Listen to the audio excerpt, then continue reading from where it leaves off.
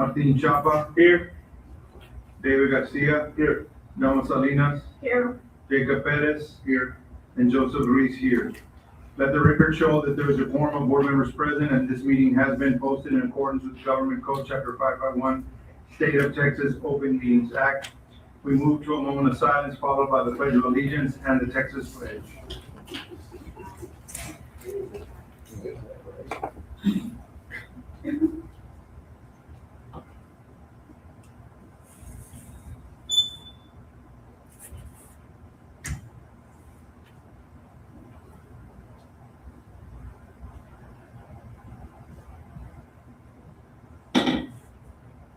I pledge allegiance to the flag of the United States of America and to the republic for which it stands, one nation, under God, indivisible, with liberty and justice for all.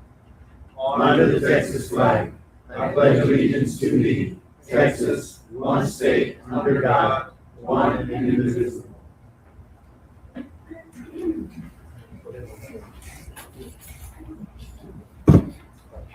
We now move on to item number 4, public participation. Do we have anyone who wishes to address the board? Okay, having none, we move on to item number 5. Kingsville ISD Board of Trustees will conduct a board workshop to discuss the following. First will be a Nickel Hayden 5 to 10 minute presentation by Mr. Eduardo Cabrera, who is the director.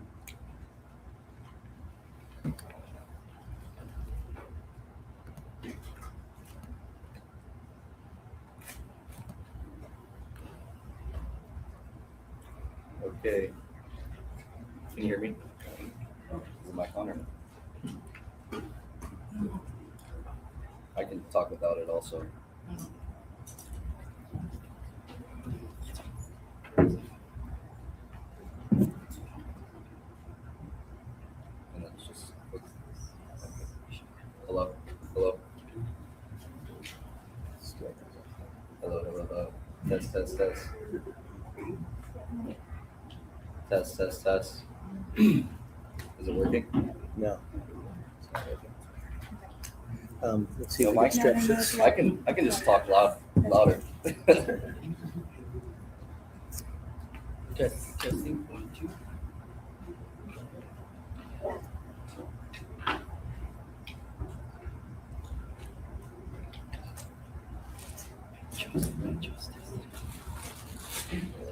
Testing 1 2 1 2 3. Hello? Okay, perfect. All right. Good evening, Dr. Martinez and school board. My name is Eduardo Cabrera. I'm here on behalf of Nickel Hayden Advisors.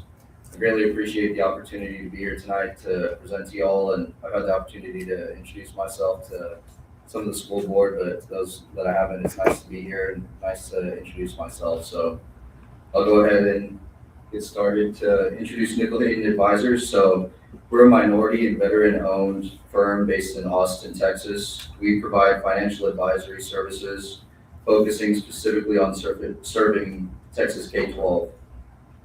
So being Texas school finance specialist is something that we take great pride in.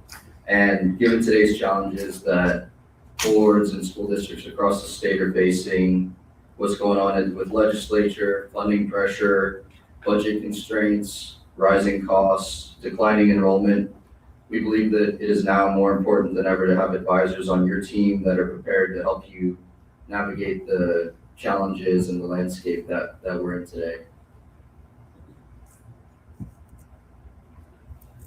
So what sets us apart? We're a school first and school focused team. Speaking from my personal experience, my mom was a teacher. My dad was a teacher and former administrator. My grandpa was a former educator.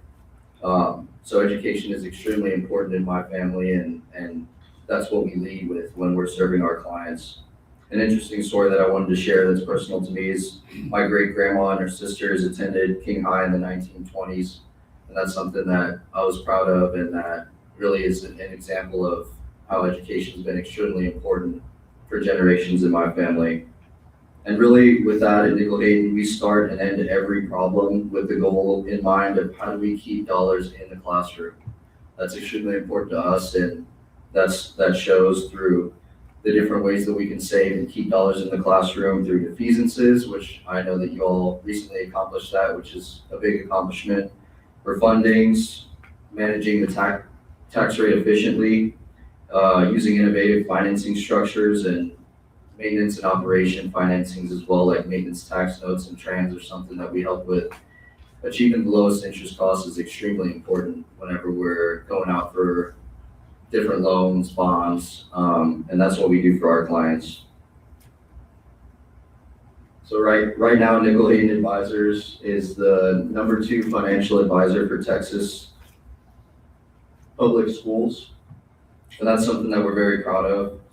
As you see on here, we have 55 school district clients, and so we serve schools from small rural to large urban. If you choose Nickel Hayden, you can rest easy knowing that you have an advisor that has faced a wide range of challenges, and that experience is what we'd like to bring and provide innovative solutions to Kingsville ISD. So this slide is just a little bit about the services that we provide. We serve on bond elections, bond sales, tax rate planning, board community presentations, funding opportunities, anything to do with M&O and INS side of your tax rate, school finance. We want to be there as a resource and support in any way that we can. This slide is just a little bit about some bond elections that we've been a part of across the state. These are some of our clients. So a little bit specifically on Kingsville ISD, I was able to do some research on the district. Again, I saw that you recently completed a defeasance north of $3 million, and so that's something to celebrate. Congratulations on that. That shows that you're being good stewards of taxpayer dollars, and that's not something that every school district has an opportunity to do. So that's something to be extremely proud of. Some other statistics that are on here, these are things that we follow whenever we're looking at the financial health and state of the district. So in the middle there, you see your taxable value is about $1.063 billion, showing 13% growth since 2022. So again, that's something to be proud of and something to be aware of and continue to monitor how that trend is going. Your current INS tax rate is 65 cents, and on the top left there, you have your credit rating. So that's something else as financial advisor that we're paying attention to at all times. It's similar to your credit score. So if you're going out to get a mortgage or a car loan, your credit score impacts the borrowing rate that you'll get from the bank. It's similar with Texas schools. Your credit rating will reflect the interest rate that you get on loans, whether it be maintenance tax notes or bond sales on the INS side. And so that's something that we help you through and support in advocating to those credit rating agencies like Moody's and S&P. So again, just a quick overview of Kingsville ISD and the financial health of the district.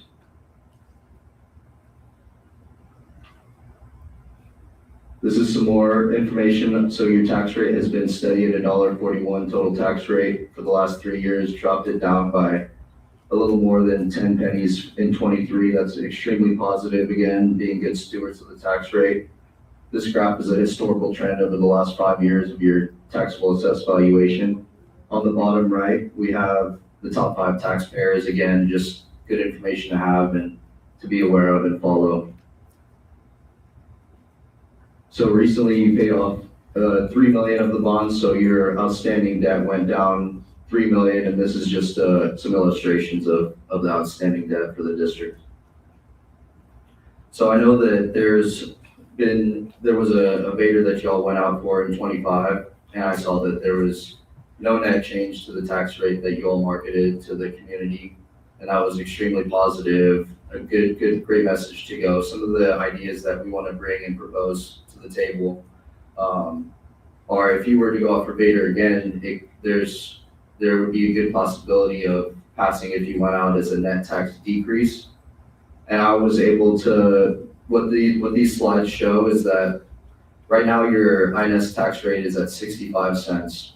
Whenever you go out for a Vader to do no net tax change as you did before, you would raise the M&O by 3 pennies and lower the INS by 3. My idea that I wanted to share was we could lower the INS by 5, lowering the total tax rate by 2 pennies. You'd be able to market the Vader as a net tax decrease. you'd be able to still complete a defeasance of bonds, which you've been doing. And the chances of the beta passing would increase, or that's what we think that would happen. So these types of ideas and innovation that we're working with on our clients, we want to bring those and support Kingsville ISD as you go through and make your future planning for the next 2, 3, 5, 10 years. These are conversations that are extremely important, and that's the value that we hope to bring and provide to the district. Again, with those defeasances that you've been doing, another thing I wanted to highlight an idea is that as you've been paying off your debt early, which is similar to, so you have a mortgage and you have a little bit of extra cash at the end of the year, you pay down some of the principal balance, and that saves you on your interest and principal costs. By doing that over the last few years, you've created bond capacity. And I know that people think school bonds are only for new football stadiums or new buildings, but it also includes deferred maintenance costs. So that includes roofs, windows, HVAC units. This is another idea that could potentially help save money on the M&O side by pushing those expenses over to the INS through a bond election. That could be 3 years down the line, 4 years, but it's important to start having these conversations years in advance so that you're prepared and we're ready to go out, and we've been thinking about it for years in advance. So it's a plan, it's a future capital plan. Those are just some of the ideas that I wanted to try to bring to the table to show the value that we can provide. With that being said, are there any questions about the topics that I covered or the services that Nickel Hayden provides? Mr. Breda, thank you for coming. I really appreciate you coming all the way down here. When we first met in San Antonio this past summer, you mentioned something that I really liked, and that was the quarterly visits. Is that something that, can you talk about what would those visits look like? Yes, so financial advisory services, like any other service, it's a service first. And we really take that with pride in how we serve our clients. So quarterly visits is something with administration or whoever's going to be the main point of contact. If there needs to be more presentations to the board, we want to provide that. We want to do whatever we have to make sure that you have the confidence in your financial plan and working on that live document together. So in that sense, we like to think that we're innovating in our part of the industry by providing that high level of service that we think the districts we serve deserve. I have a question. Yes, So sir. when you show us here the credit rating of A3, B, like, what is the highest, what credit rating, what's the lowest that we could? So the highest credit rating is AAA. For reference, the U.S. government got downgraded to, I believe it's AA, and that was big news nationally. So the highest rated school district is AA minus, which is about 3 levels above where you all are at. So you're in a good position right now. But one thing that's positive for all Texas schools is whenever they issue bonds, they also have what's called PSF insurance, the permanent school fund that the state has, where they have billions of dollars backing up and serving as insurance for bond issuances that you all have. So that's something that would be included and helps lower the interest that you pay. So that's positive, but there's always room for improvement whenever we're talking about the credit rating. And a big part of that is the story that we tell to the credit rating agency, the information that we give them. And that's a big part of our job, is helping you advocate for your local community. You know what's going on in Kingsville ISD, what makes you unique. And our job is to collect all that information and make sure we present it in the best way possible to the agencies. Thank you. Do you have any other questions? Questions from the board? Thank you all so much. I really appreciate the opportunity to present, and I'm grateful to be here tonight. It would truly be a privilege to serve Kingsville ISD as your financial advisor. Thank you so much. Thank you very much. Good job. We now move on to item 5A, roofing update. Dr. Pitts. Thank you, President Reese, Dr. Martinez, members of the board. We have here James Bartowiak from Garland Roofing Company, who's going to provide an update on the roofing and then be able to answer any questions.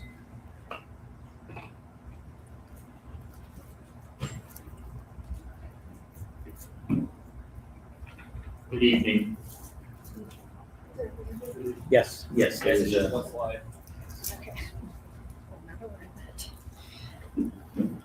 Is it in your flash drive? That's when you look under my folder and then under workshop and then number one roofing. And then there's another right there that makes sense.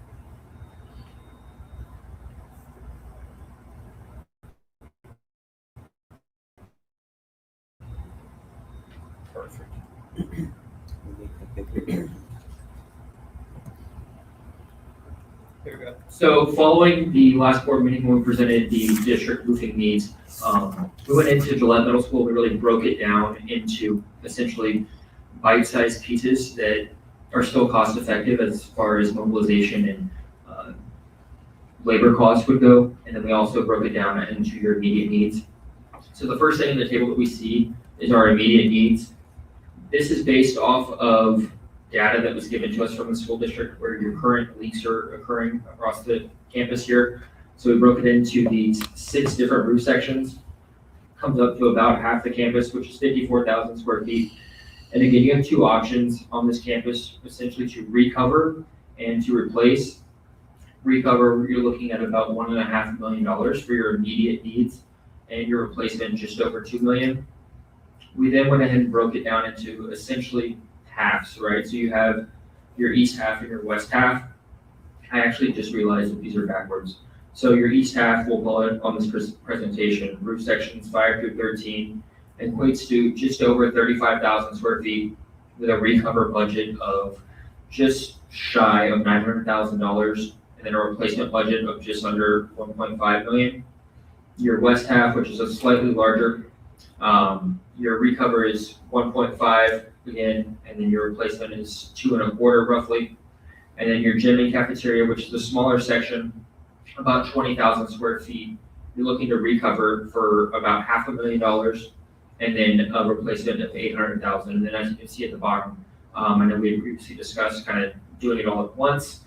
We give that here a little over 100,000 square feet and a recover budget of 2.7 and a replacement of just under 4.5.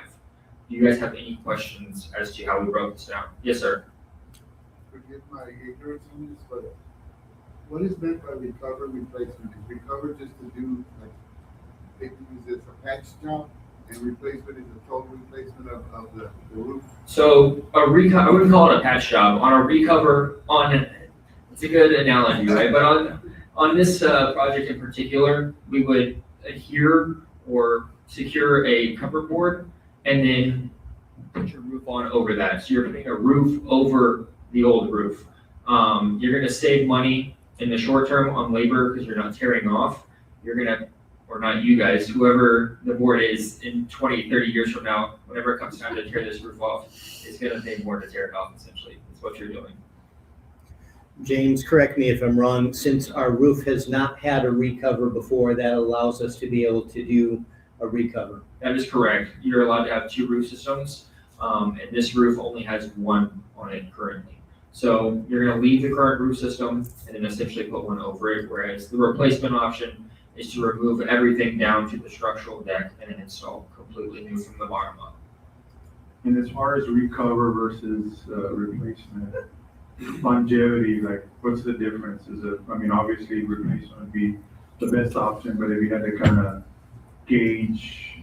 Typically, they're gonna be right there with each other. We're gonna do our due diligence before we go doing the recover, right? We'll scan the roof to make sure there's no moisture present. Any moisture that's in the roof system will be removed. We'll replace it with dry insulation, so you don't have any, that's your main concern, where the recover would be going over a wet roof system and then trapping that moisture. But again, as long as the due diligence is done up front and you're not just throwing it on willy-nilly, there shouldn't be any difference as far as performance goes long term. What is the, Go ahead. so what is this, what is the life or, These numbers are for 30-year warranted roof systems, and like we discussed last time, that's the warranty period, right? If you keep up with your maintenance and you take care of these roofs, they'll last well beyond 30 years. So for the gym, for 30 years, we can pay $500,000 or $800,000 for a full replacement. Correct, yes, sir.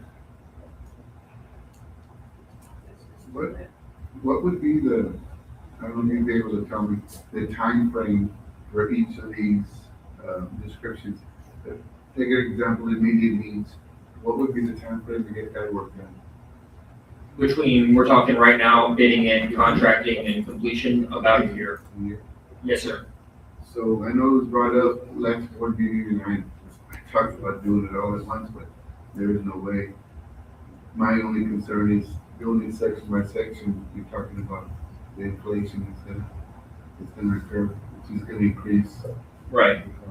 Yes, sir. And also mobilization costs are a factor in each one of these, so you're gonna pay to mobilize with every single aspect.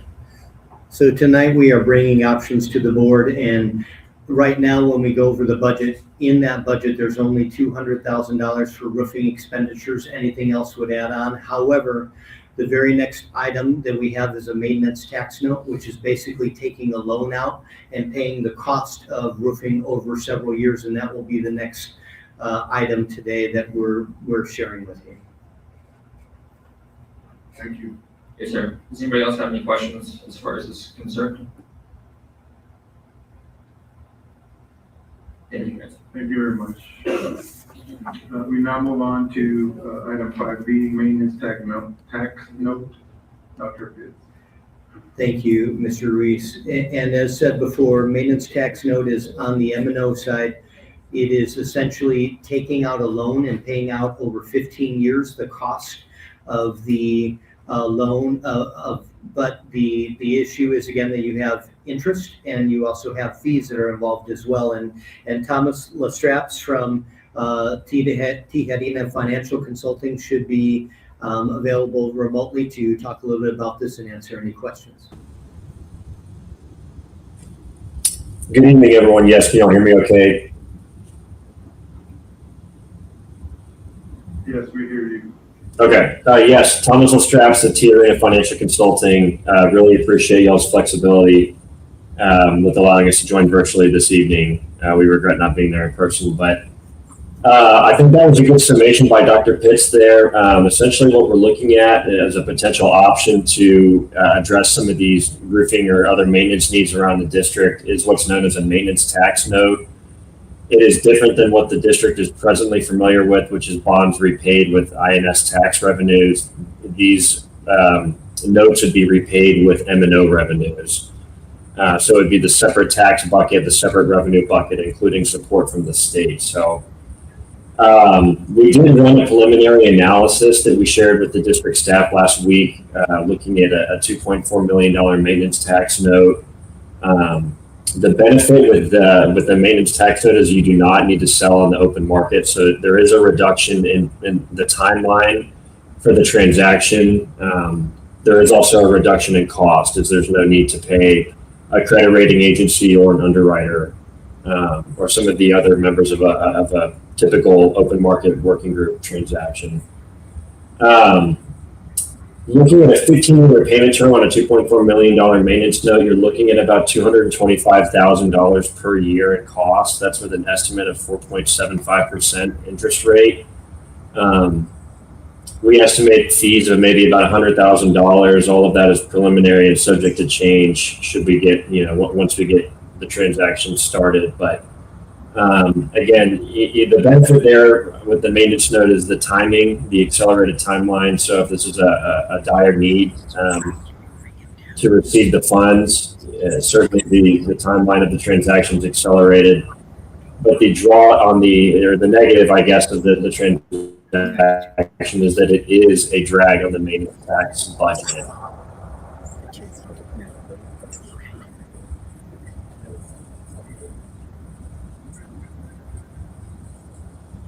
Are y'all still with me?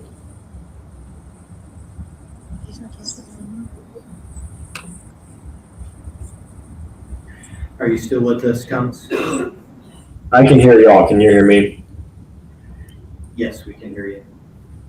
Yes, yes. So yeah, just wrapping up there, the kind of the summation was that the benefit of this is that you obviously can receive the funds much quicker than a typical open market transaction. It would not require a bond election, so you would not need to take this to the voters and receive their approval. The detriment of this type of transaction, though, is that it does apply additional pressure to your maintenance and operations budget. And so, as the earlier speaker mentioned, obviously there's plenty of pressures outside of ever-growing maintenance needs on school budgets. And so this is just, unfortunately, is another part of the calculation there, whether your maintenance and operations budget can handle the additional payment of a maintenance note. But it is a valuable option. We certainly see school districts, and we assist them with this type of transaction regularly, particularly for these types of maintenance needs, roofing and other deferred types of maintenance. So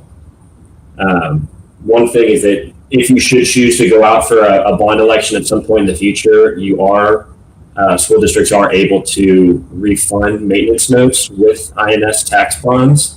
That does require approval by the voters. And so if you were going to go out, say, for a bond election in the next 5 years, you would have the option of including this as another proposition to remove it from your maintenance and operations budget and essentially move it over to the INS tax revenue, INS tax rate, which y'all control much more closely than the M&O revenue. So that is an option at some point in the future if the district does decide to go out for an election. But to clarify, Thomas, again, that is only if the voters approve, can we move that maintenance tax note over to the INS side? That is correct. That is correct. We have a Clopstown who attempted to, and it was close, but it did not pass, unfortunately. And so they are still responsible for the maintenance tax note payments with M&O revenues, unless we can bring it back to the voters successfully this time. And so I'm sure y'all are all aware that there's quite a bit of negative pressure around school district bond elections. And so whether that be through the government or, through the news or whatever it may be, but it would seem to be more difficult to pass these days. But that would be something for down the road if we felt the district's voters would approve that essential movement from the M&O side to the INS side. That would be an option to the district, assuming that was approved by the voters. In summary, some of the positives are we would be able to, like this is for a $2.3 million loan. We would be able to get the money immediately.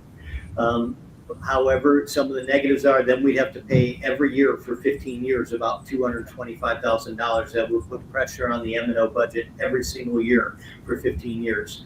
And then the other part that really hits is that we're only taking a loan for $2.3 million, but we've got an additional $1 million we pay back in fees and interest. Just like when you take out a mortgage on a house, you end up paying a lot more than what you originally take out for. Same thing. We'd be taking a loan for $2.3 million, and eventually in the long run, we'd be paying back $3.3 million over 15 years.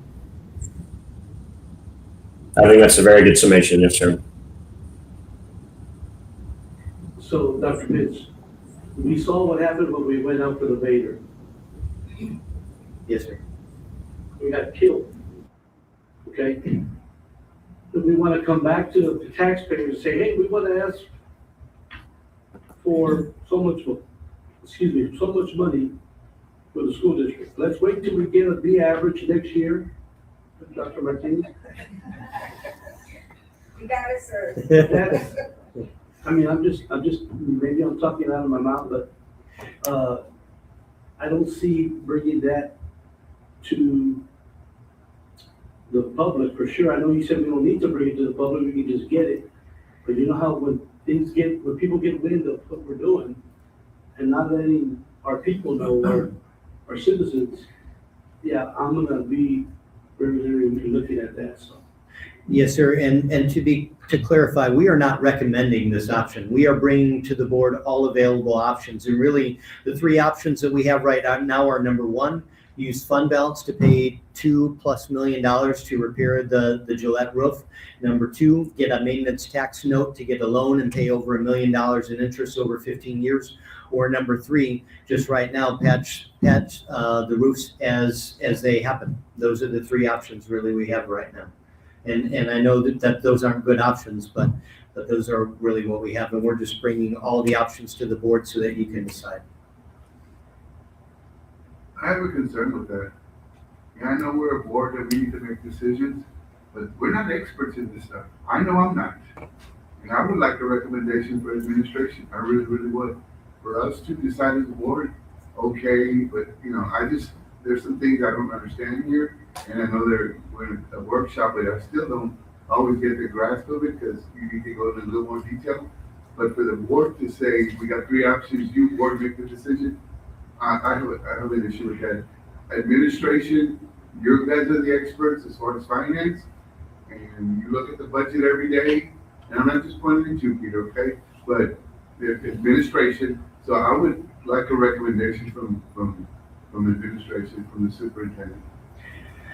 I can speak from the finance side. It's going to be very hard for the budget to hold us, not only to hold the paying out $2.3 million immediately, but also to saddle the district with a maintenance tax note where you pay $225,000 every year for 15 years when the district is struggling to deliver a balanced budget. It makes that even harder because we're going to be paying again over $1 million in fees. So I'll let the superintendent speak on her behalf, but as far as the budget is concerned, it's going to be very hard for the M&O side to handle either one of those. Okay, let me start by saying I'm not an expert in this topic either, so I don't pretend to be. However, we do need to make a decision because there's issues with the budget of the district, as Dr. Pitts is pointing out, that we need to be concerned with. However, if the board wants more information, and we certainly can deliver that, so you can make an informed decision. Well, I wouldn't make the right decision. Absolutely. I really do. And again, like I said, I know some of the finance, but I don't know the details. There's things like that. And it's very complex. It's not, Exactly. you are correct, it's not something that even Dr. Pitts with his financial mind might not understand all the intricacies. I with my, superintendent mind might not understand all the intricacies of what is the best decision to make, what are the pros and the cons of each one. And so I agree with you. I think we owe you more specific information on this topic, and I remain to the board president for that decision. Yeah, so that also, this is just one school.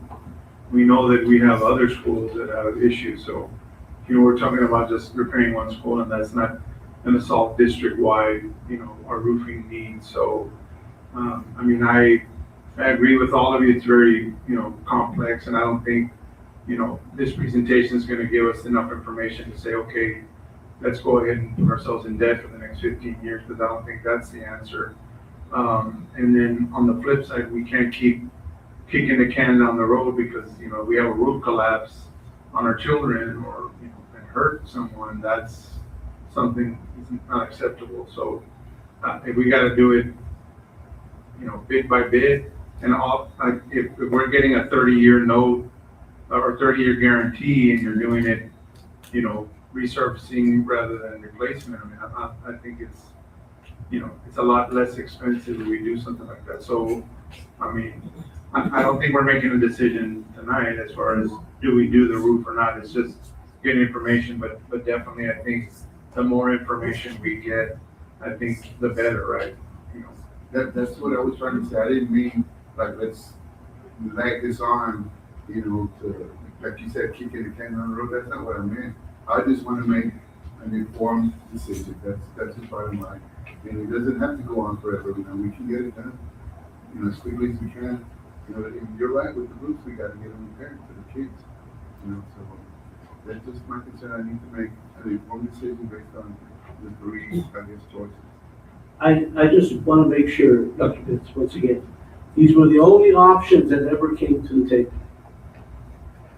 It's what you're mentioning today. If there's another option, I'm unaware of it.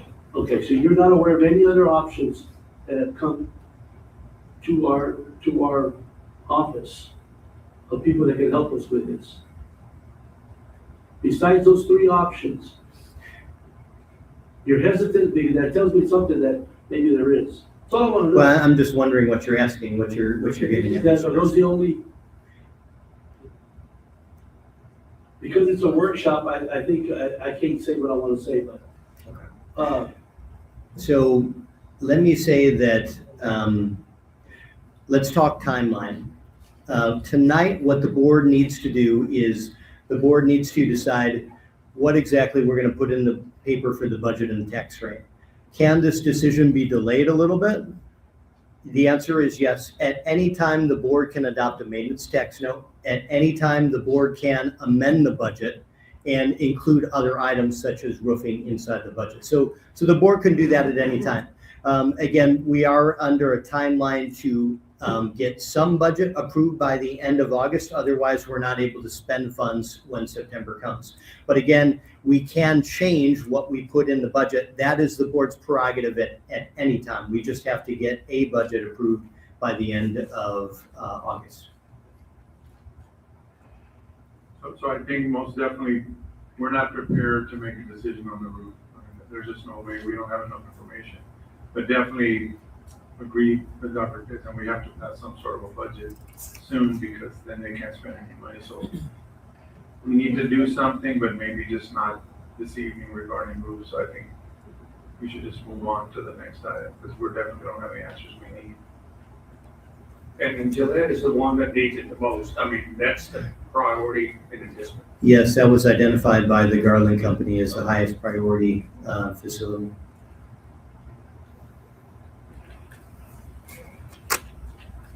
Okay, thank you. So now we move on to defeasance. Also, Dr. Pitts. We should have called it the Dr. Pitts workshop. It all has to do with the time of year and that we're in budget season. Sure. Yes, sir.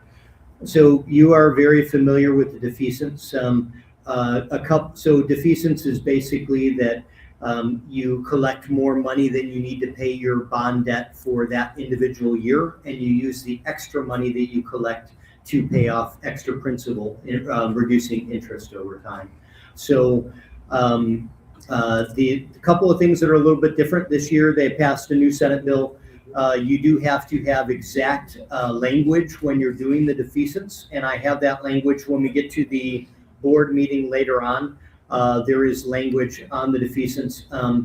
The other thing is it needs to be passed by a supermajority. The supermajority is at least 5 out of 7. The state is trying to get it a little bit more difficult for districts to approve a defeasance. There's some politics involved there, but so to be clear again, for a defeasance to move forward now, it has to be passed by 5 out of 7 members.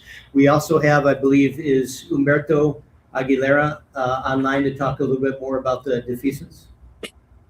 I sure am. Thank you, Dr. Pitts. Again, This is Humberto Aguilera with the law firm of Escamilla and Ponix, serving as the district's bond counsel. You know, Dr. Pitts, I think you've pretty much hit the major points there. You know, the defeasance procedures, I know the district is very familiar with it. You've utilized this tool in the past. Dr. Pitts has touched upon the new law that will go into effect. So when the district is considering the defeasance on the next in the future agenda item here this evening, you will see that there's some unique statutorily required motion language, which essentially is going to show what the additional amount the district is collecting on its INS tax levy, what would be required to make the minimum payment on your bonds, and then stating the difference. And this process will be repeated when the district sets its levy. It'll be the same language and also require the same supermajority voting approval when you adopt your tax rate. So just a new statutory requirement, but the same function, same purpose that the district has utilized in the past with its defeasances. Happy to address any questions you may have.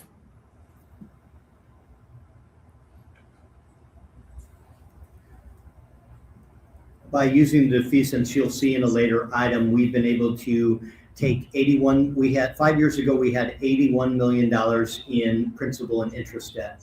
Now we have $40 million. In 5 years, we were essentially able to cut our debt in half by doing the defeasances and by putting extra money toward the principal every year. And you'll see that in a later item. But again, that's the purpose of this.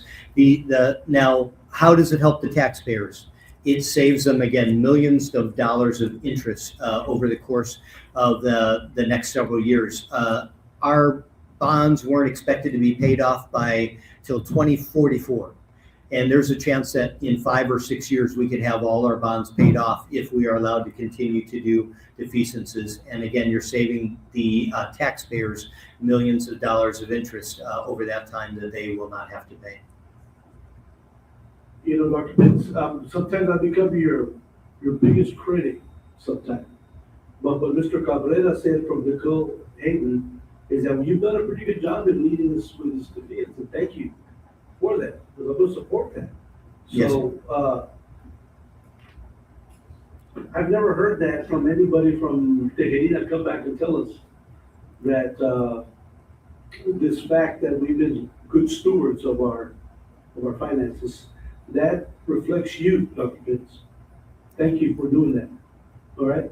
Doesn't mean I'm gonna come easy on you now, but you know, it shows that you know your game there, so I'm gonna support that part of that. So thank you. I just want to say thank you for that. Is there any projection, Dr. Pitts, as far as, I mean, it's kind of hard to tell, but say over a year, is there potential to save another 3 million, or do we have any ideas? Yes, there is a potential of at least over 3.5 million again this next year. So as long as we continue this trajectory, and so one thing that Humberto didn't get to mention is that we do, so the state gives us aid every year. And this year, if we approve the defeasance, they're still going to give us $737,000 to pay our debt this year. If we do approve a defeasance, they're going to, if we don't, they're actually going to give us even more, about $240,000 more.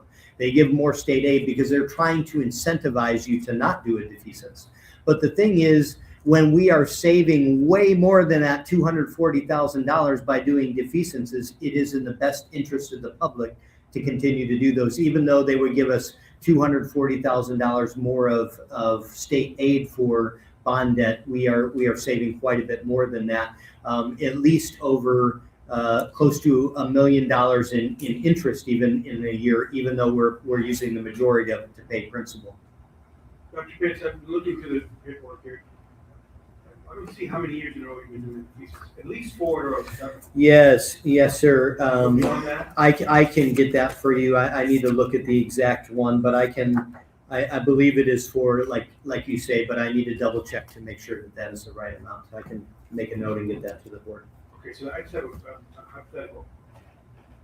If we don't do a defeasance for whatever reason, what would that mean? Are we saving any money?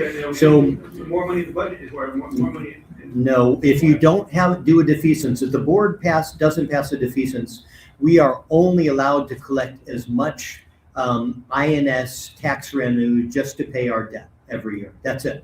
So instead of collecting $7 million, we'd only be able to collect $3.5 million, which means that the tax rate for next year would go down precipitously. But what's going to happen is that taxpayers would pay less next year, and they would be paying more money all the way to 2044. Just like with a house, you're not doing those extra payments right now. So what would happen is taxpayers would pay less now, and they would end up paying way more later.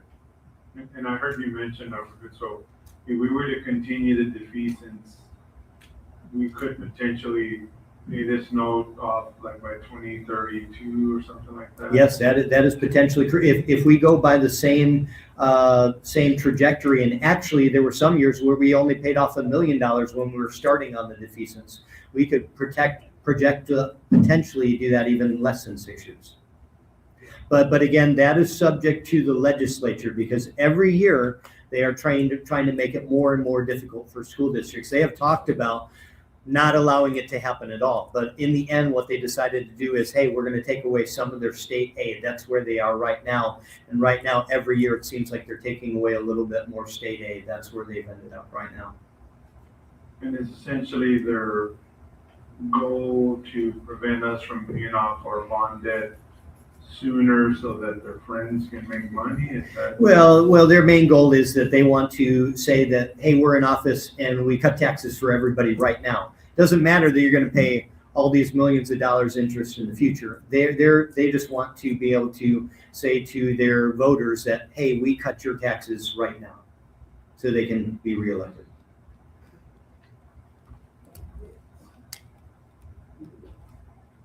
Any more questions from the board?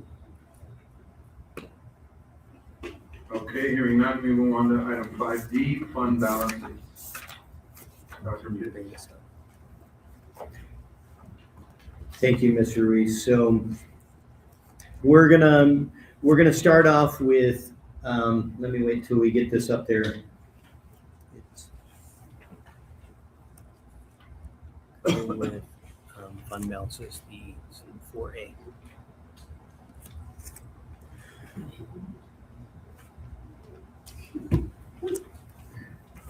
So we have been self-funded in health insurance for many years. Well before, I've only been here 13 years, but I've heard well over 25 years the district has been self-funded for health insurance, and the board made the decision to move to level funded health insurance, which is going to save us quite a bit of money, probably over $2.2 million next year. Now, because of that, we have always had a health insurance fund balance, a separate fund balance, but think of them as being interchangeable. For instance, most people have a savings account and most people have a checking account. And think of the general fund as the savings account and the health insurance as the checking account. Right now, at the end of the year, our health insurance fund balance was negative $615,000. But those three work together. Unlike food service and debt service, those you can never interchange them whatsoever. Grants, you can never interchange those whatsoever. Health insurance and workers' comp are called internal funds. Not all districts have those. The decision was made a long time ago to create a health insurance fund that has been separate. Sometimes almost always it's been positive. This last year it was negative. Our auditor is recommending that next year, since we're not going to have health insurance that is self-funded, that we go ahead and combine those funds, that we just have one general fund, that we don't have other internal funds for health insurance and for workers' comp.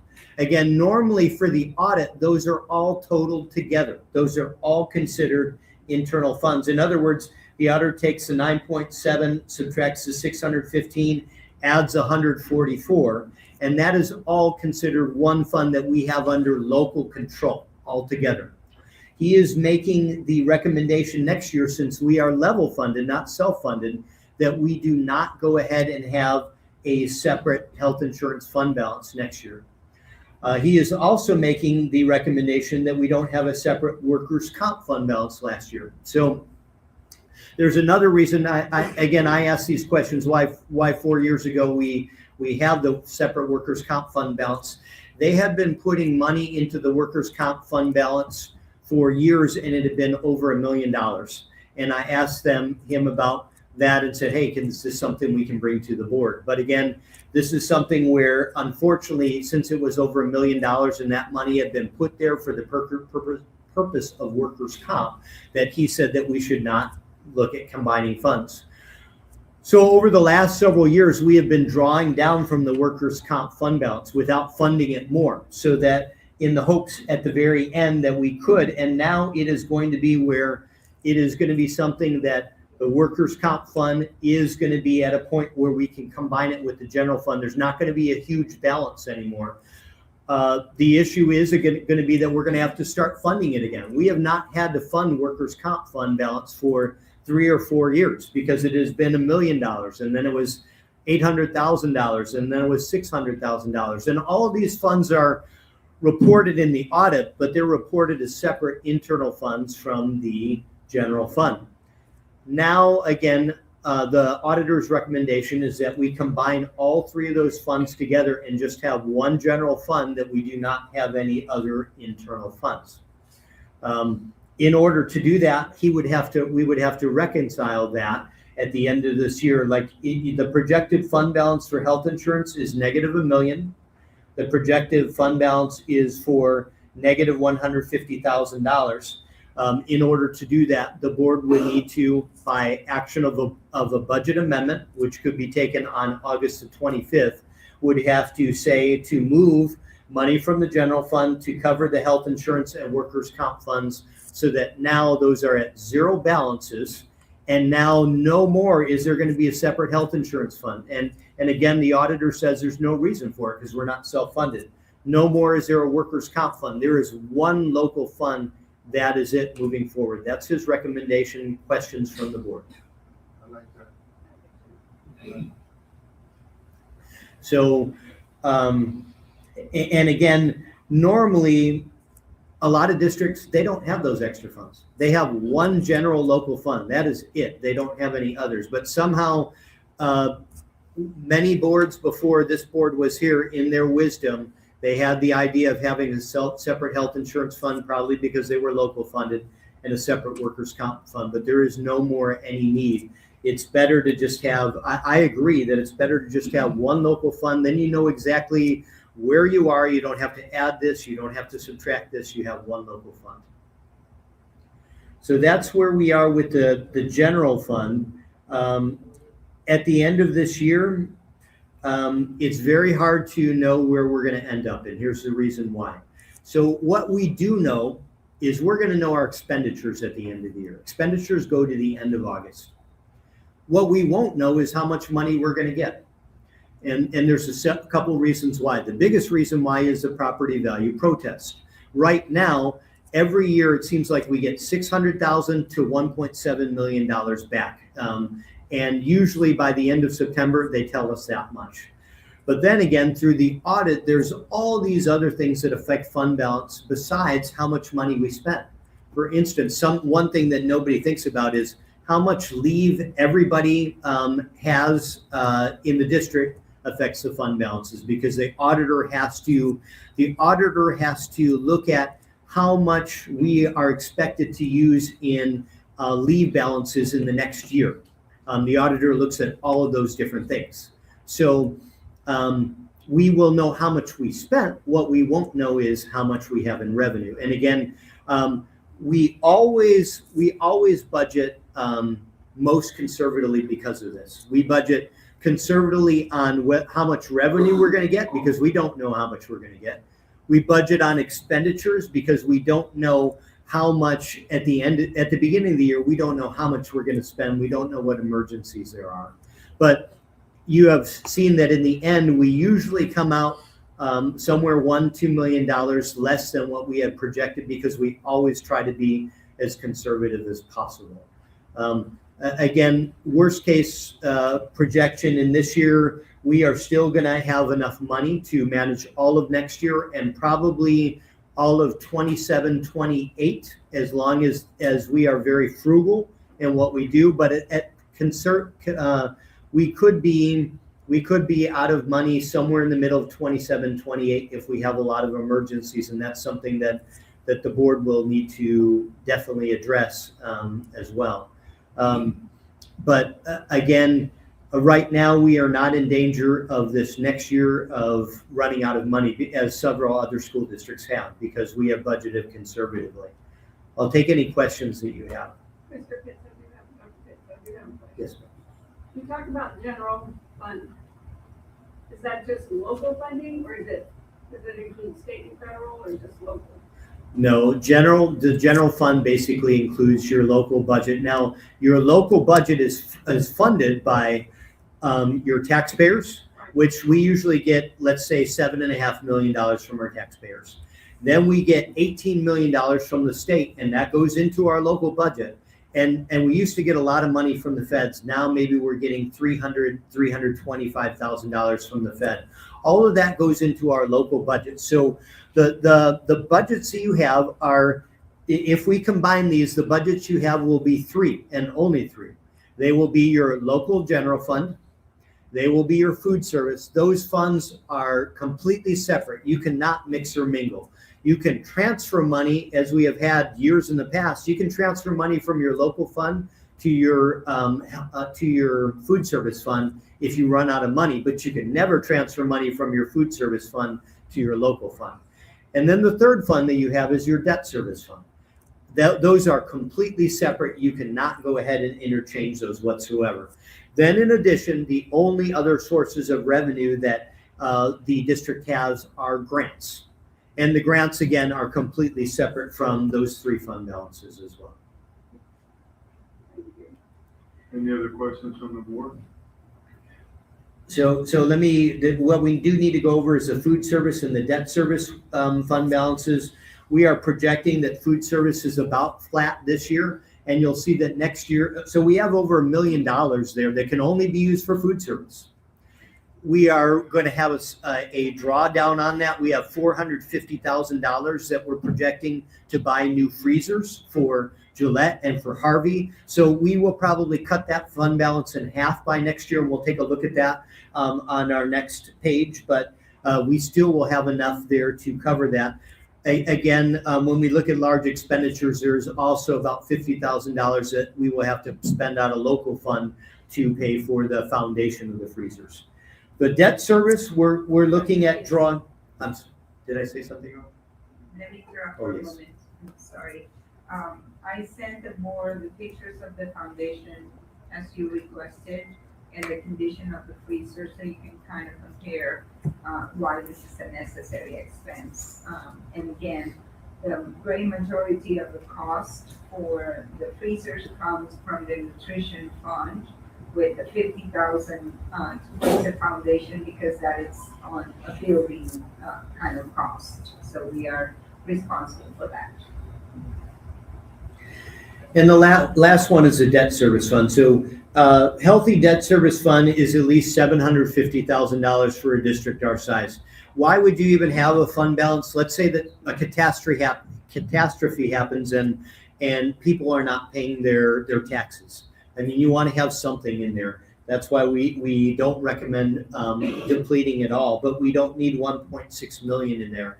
We're projecting using $800,000 of that to pay down extra of our principal, so that we will be able to save taxpayers more interest. And I wanted to point out, Doctor, if you could bring up the other next document. I wanted to show the board our debt. So this was our debt 5 years ago. And if you could blow that up really big, please. Okay, and scroll down a little bit.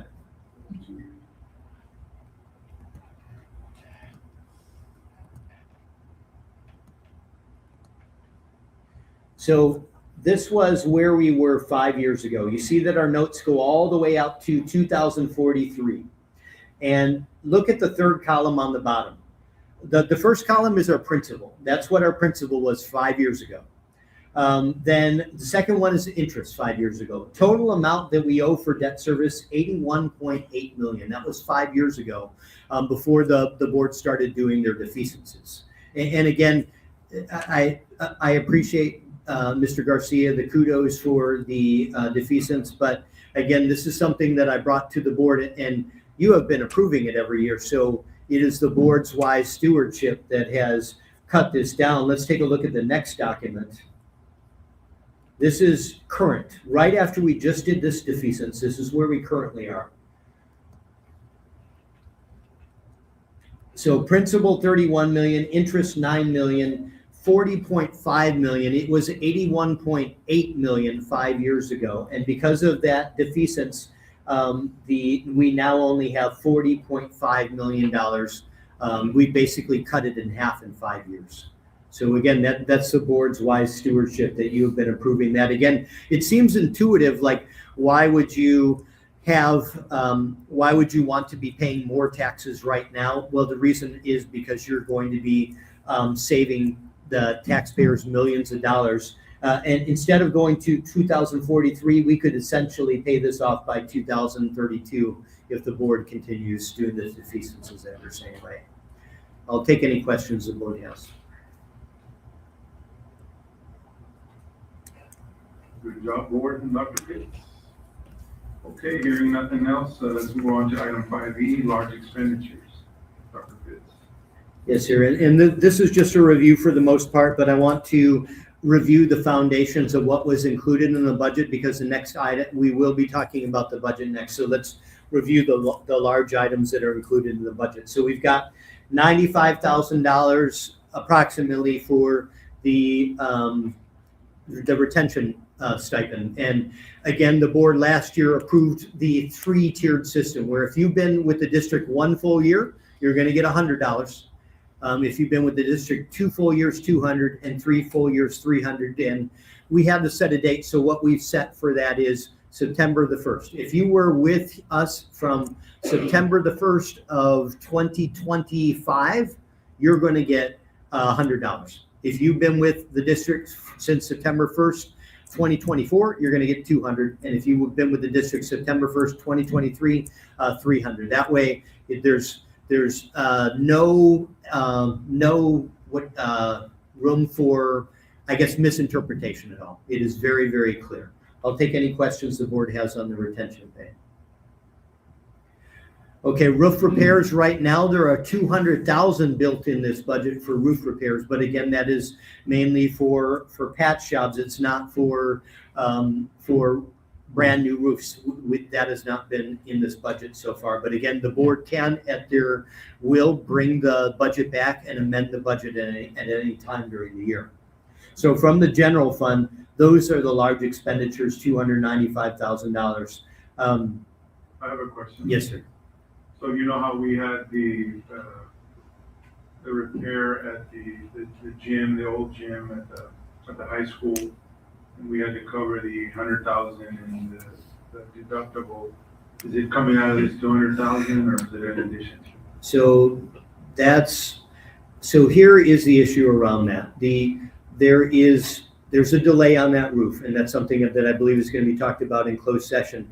If they were going to finish the roof by August the 31st, then that is clear that it would be this year's expense and it would not be in there. But if they're not going to finish by August the 31st, then it will be a next year expense, and that is currently not included in the budget. So that's something that, again, there's some legal issues that need to be discussed with that in closed session today.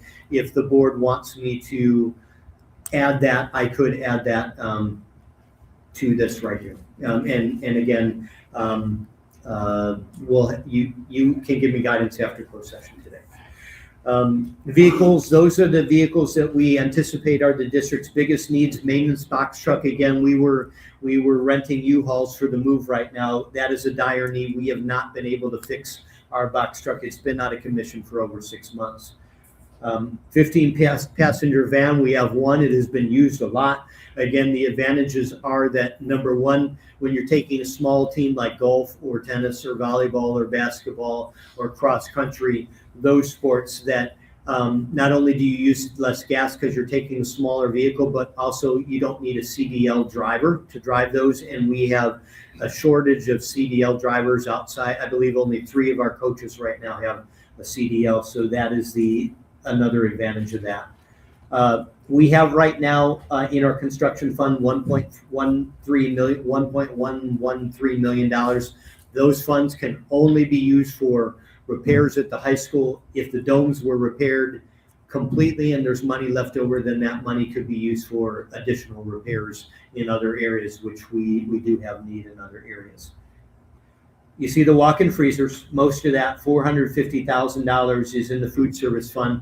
When you get to the food service budget, we have budgeted $450,000 from food service and $50,000 from the general, because the foundation repairs cannot be an allowable expenditure from the food service fund.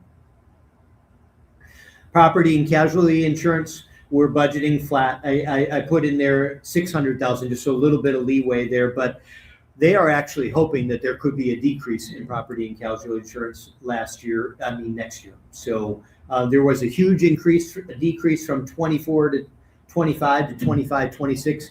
They're projecting either a small decrease or a flat, but not to have the huge decrease or huge increases as we've had in the past. Health insurance, you see what we paid in 24, 25. You see 25, 26, that's the projected pay, again, because two reasons. Number one, we were still self-funded all the way through December 31st of this year. And number two, even though we moved in January, we were still on the hook for all claims that happened by December the 31st. And we had some large claims that came in on our self-funded plan near the end of that term, which sometimes can be common because a lot of times people that, if they have already used their deductible for the year, they get procedures at the very end of the year, so that can be a common occurrence. But next year, again, it's a level funded plan. It would be stable. It would only be $2.4 million for health insurance for next year. But which number is it? From January to December? Yes, the health insurance right now is on a January to December, and if the board could move eventually at one time to another period of time, but it's always a headache to do because right now people's deductibles are going January to December. So, but it is something that you could look at. And if the board ever decides to go to TRS in future years, TRS is September to August. So what would have to happen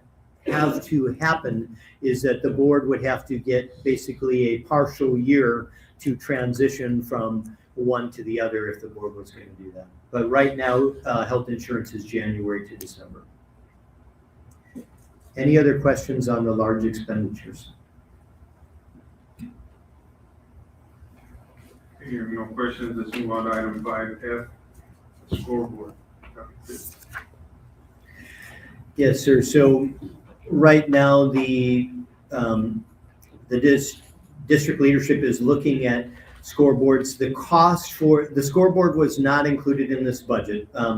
We're seeking some direction from the board here. So we're looking at anywhere from 50,000 to possibly 100,000, depending on what we decide to do for the scoreboard.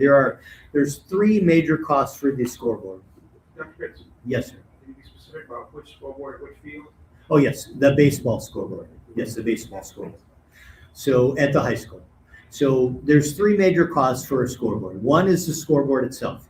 We could theoretically have a scoreboard shipped here, and that would be the cheapest cost. Let's say that could be anywhere from 25 to 35,000, and then we use the same posts that are there right now, and we install it ourselves. But right now, again, then we're on the hook. We don't have people that are normally operating cranes, and that we could damage it. That's a possibility. That's not something that our maintenance team does right now. That's the first option. Second option is that we could get the scoreboard and we could have it delivered here, and we could have somebody local that is used to operating cranes install it. Third option is we could get it shipped here, and we could have the company that did it send out a third-party contractor. They could install it. Usually that's more expensive, but they specifically install scoreboards. So they're used to doing that.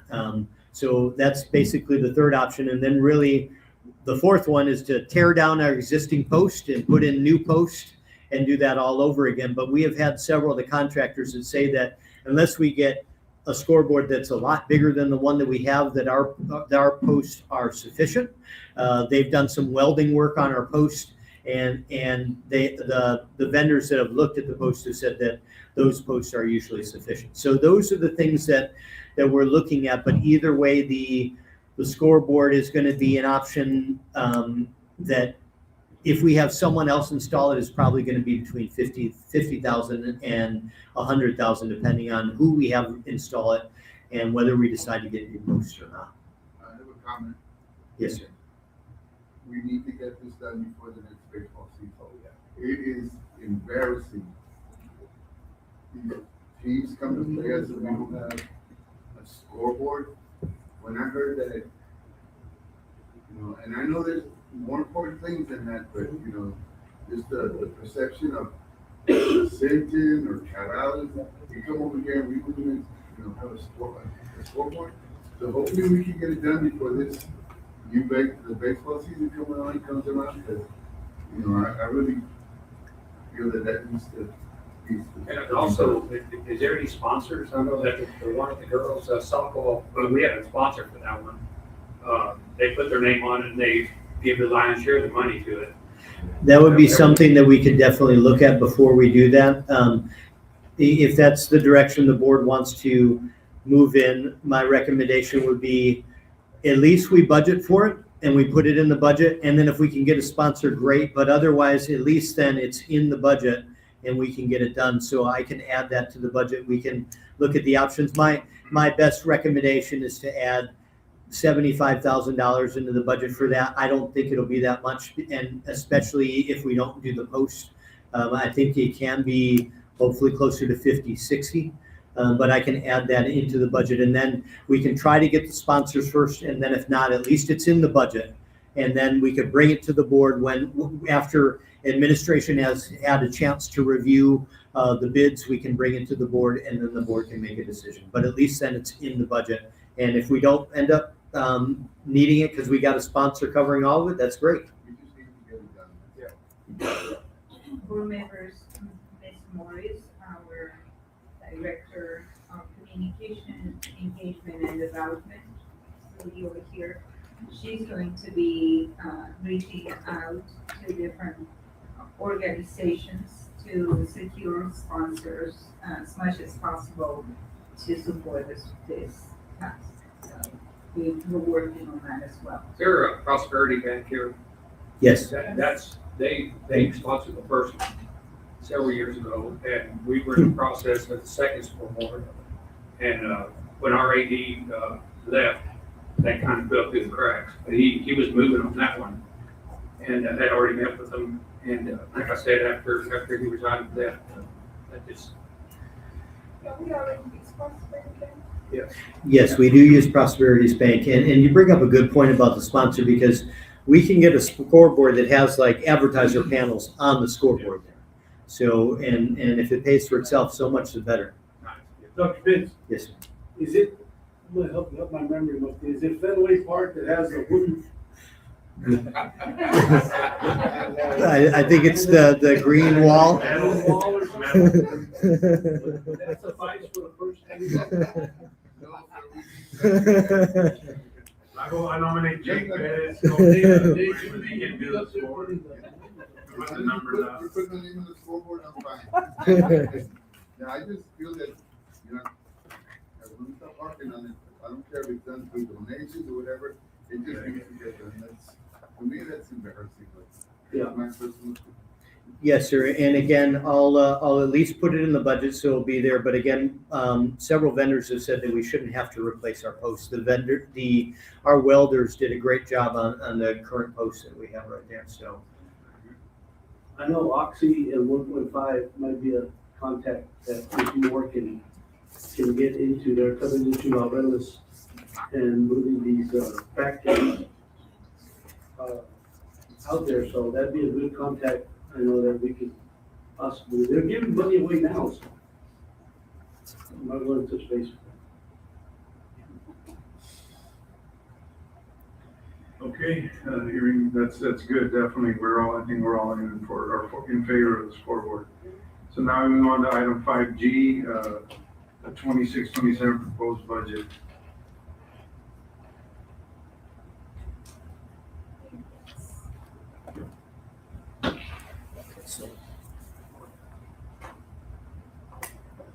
Let's start with the comparison. Excel or PDF? You can do either one. I don't know how PDFs is going to turn out, but you can do either one. Okay, we're going to start with the comparison of this year's proposed budget with last year's approved budget. Could you scroll a little bit to the left, please? The other left. Let's see. Yes, perfect. So this is broken up by function. You see on the left side all the functions there, 0 all the way to 61, and we're gonna go through those functions, and we're going to talk about what each of those are. And we're going to start with salaries first, and we'll go all the way down. The first column is what we're proposing for next year, and the second column is what we had last year in each of those functions. So the function 0, that is transfers out. That's like when you're transferring from the general fund, either what we would need to do to cover the health insurance fund to zero it out, or if we're transferring from the health insurance fund to the let's say the construction fund to cover construction expenses. Let me say the construction fund is actually one that I neglected to talk about further. The construction fund is the one you saw on the large page. Right now we have the dome that is in the construction fund, those $1.1 million for the dome fund. And then every year, whatever the board approves for construction expenditures, we transfer from the general fund to the construction fund to pay for those expenditures every year. Right now, we have on there, this year we have $200,000 in roofing expenditures, and we have $50,000 for the foundation of the food service freezers. Going to function 11, I'm still in green under the salaries. So we're going to look at salaries, but salaries did not decrease from last year to this year. Salaries actually went up, and let's talk about a couple of reasons why. Salaries went up, number one, because we approved a 1% increase, which was $700,000 there. And then number two, also workers' comp does come out of the salary side. We have not had to budget for workers' comp for the last 3 or 4 years. That is about $300,000. So altogether, you're talking $700,000 for the 1% increase, and also $300,000 for workers' comp. If you could scroll down, please, Dr. Garcia. Altogether, we're looking at an increase of $842,000.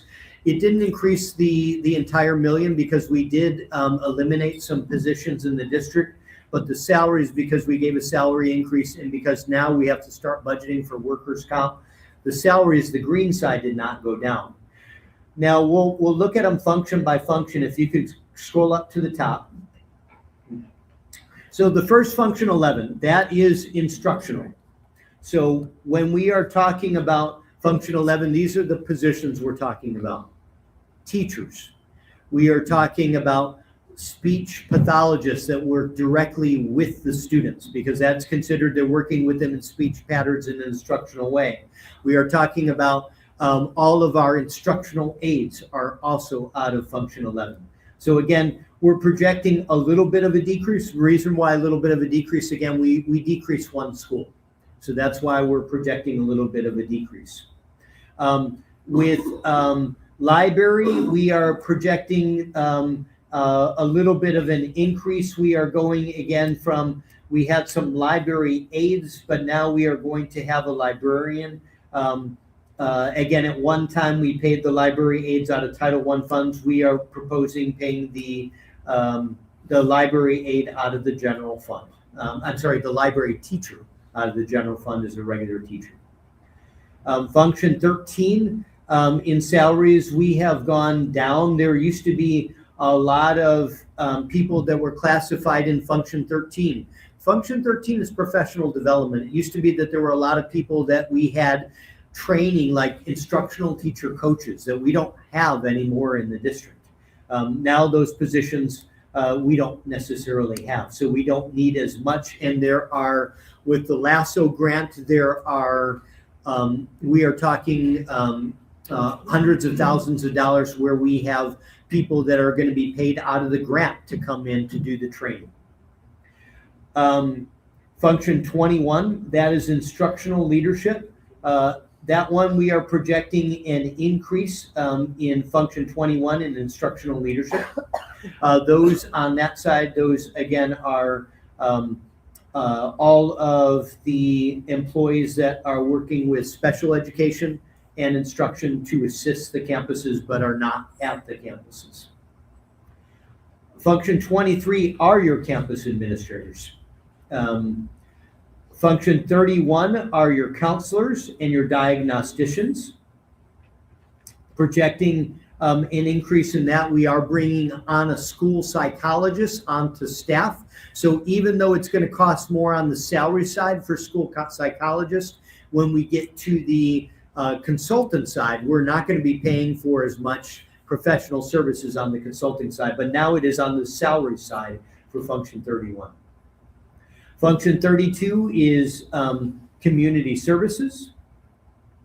Function 33 is salaries for health services, basically our nursing staff. We are decreasing one campus there, so that's the reason for the decrease there. Function 34 is our transportation staff. Function 36 is all of our athletic and fine arts stipends, as well as the salaries for the director of fine arts, the director of athletics, and the athletic secretary. Those are the ones that come out of that function. Function 41, that is a general administration that is not instructional or that is not special education.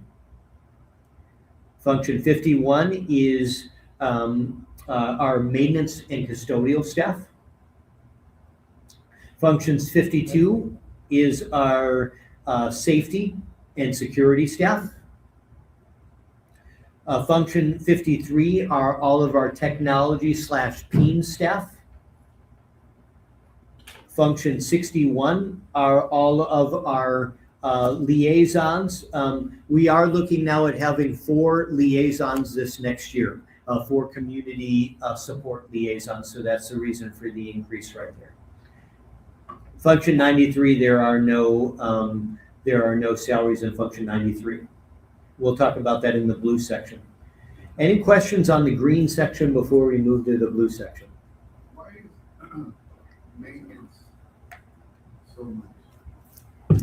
So we have a lot of maintenance and custodians. So we had 30 custodians this year. We're projecting 27 custodians next year. So it's a lot of employees. And then our maintenance staff, we have at least, it's probably 13, 14 maintenance staff as well too. So it is a large number of employees. And then now we are also projecting an increase in that function because a lot of that staff are on the lower pay. And again, part of the board approval is we increase the minimum salary. So that was an increase there because minimum salary is now going to be $13.25 an hour. And a lot of those employees fall in that area. Dr. Pitts? Yes, sir. Maintenance, we have, are those people that work like electricians, Yeah. HVAC, plumbers? Painters, carpenters. Okay, we're carrying on them as maintenance professionals, but we're doing a lot of contracts outside of that. Yes, sir. You want me? Is there a way that we can maybe cut that a little bit, utilize them, use it, if they're experienced in this, they're licensed, I don't know, talk to me. So the biggest expenses are HVAC more than anything else. And that's the one that we contract out more than any other thing. The biggest reasons for that is we have huge chillers. We may have licensed HVAC employees that they can do smaller units. Like let's say Clayburgh, where you have individual units and they can work on those. But we have huge chillers like that you see outside the high school that our employees don't have the skill or the certification to work on. So there are, the biggest reason is there are a lot of things they can do on their own, but there are some things that are outside their range of expertise.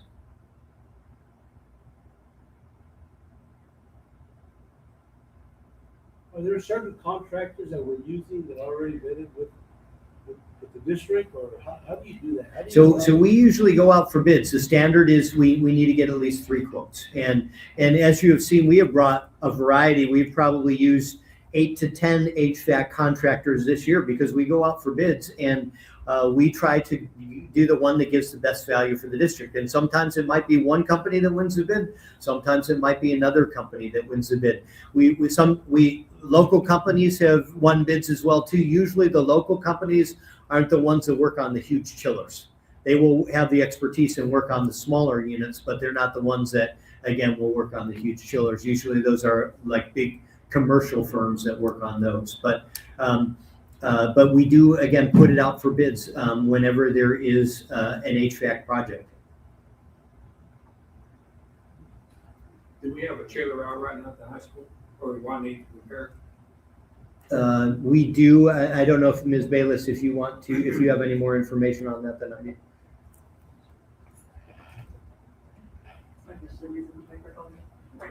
Can you hear me okay? Yeah. So we do have the chiller out in the high school right now. We've already got the contracted for Texas Chillers. Contracted. All we're waiting for is the parts. So he's ordered the parts, and as soon as they come in, he's going to be on and fixing it. They think the parts should be coming in by Monday, but air conditioning parts are often delayed, especially in the summer.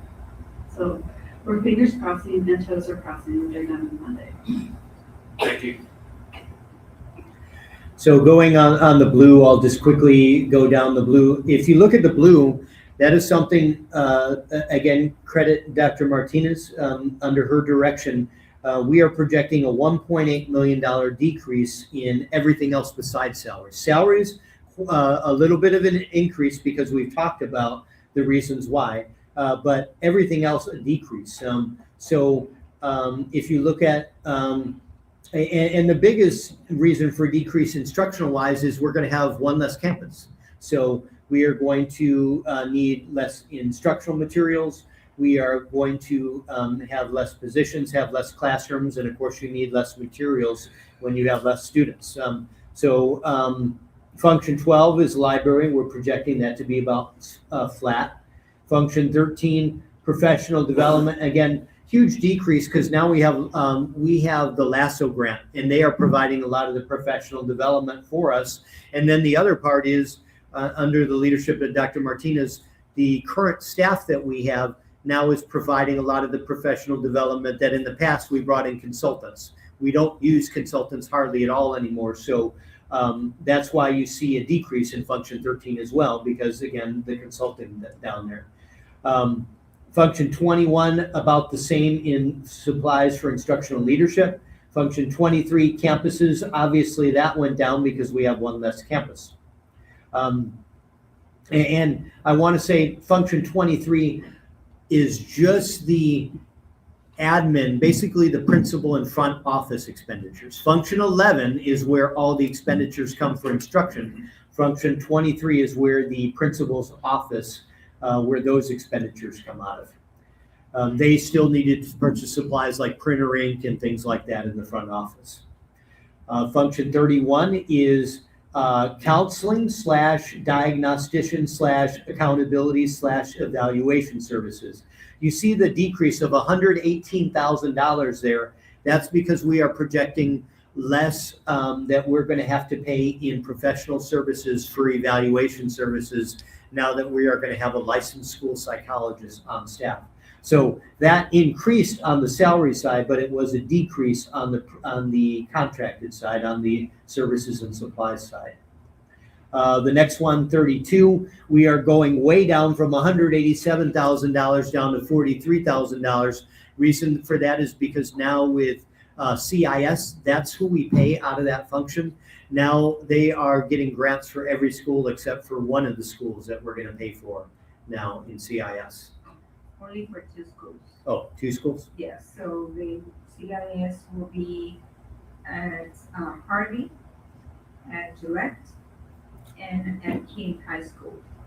The district will be paying for 1, and CIS through grants will provide for 2.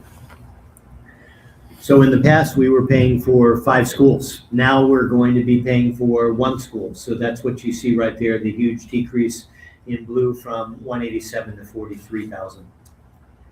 33 nursing health services, about the same. We left a little bit more money in there in case we need to replace AED batteries. Function 34, transportation, that decreased significantly because we had money in there for a new bus last year, and we have 2 buses coming from a grant, so we will not need to pay for that new bus next year. Function 36, that is extracurricular, projected to go down a little bit, but not a super much. The thing that we're fighting on extracurricular is fuel costs. Fuel costs have gone really high up, and we are projecting higher fuel costs across the board for whoever is traveling next year. Function 41, that is central administration, a modest decrease in that function. Function 51, a decrease in function 51, which is basically our supplies and services, but really the biggest decrease that we're projecting in there is because of our property and casualty insurance. That comes out of 51 as well because it's related to buildings. So because of that, that's the biggest reason why you see the decrease from 3.4 million to 2.8 million. Function 52, safety, went down a whole bunch from 108,000 to 48,000. That does not mean that we're not taking safety serious. What that means is last year, there were a bunch of unfunded mandates where we had to get riot shields for every campus. It was $4,500 for every single campus. And that's a one-time expenditure. We did that expenditure last year. We're not going to have to do that expenditure next year for that. So that's the reason why function 52 is a lot lower. Dr. Pitts, did that come out of a grant or not? No, they did not pay for that in the grant. They did not pay for the riot shields. That was an unfunded mandate again by the state. They say that they give us money, but they don't even give us enough money to cover the salaries of our current employees, where they require us to have 1 safety officer at every single campus. They don't even give us the money to cover that. They basically give us $15,000 per campus. Peanuts. And now that's going to decrease next year because we are only going to have 4 campuses. Then function number 53. Function number 53 is technology. We are projecting a lower cost in that area. We did do quite a bit of Chromebooks before out of the local fund, but now we're going to use some of the instructional materials allotment to buy some of those Chromebooks next year. So that's part of the reason why you see a decrease in that. And then also with, of course, Dr. Garcia finding the best deals for technology services that we need as well too. Function 61, that is supplies and services for community services. That's not something that we need, that there's not a big need for. And then function number 93, the last one, is Texas Regional School for the Deaf. We did not spend $39,000 last year. We spent about $31,000 last year, so we believe that $33,000 is going to be enough to cover our needs in that function.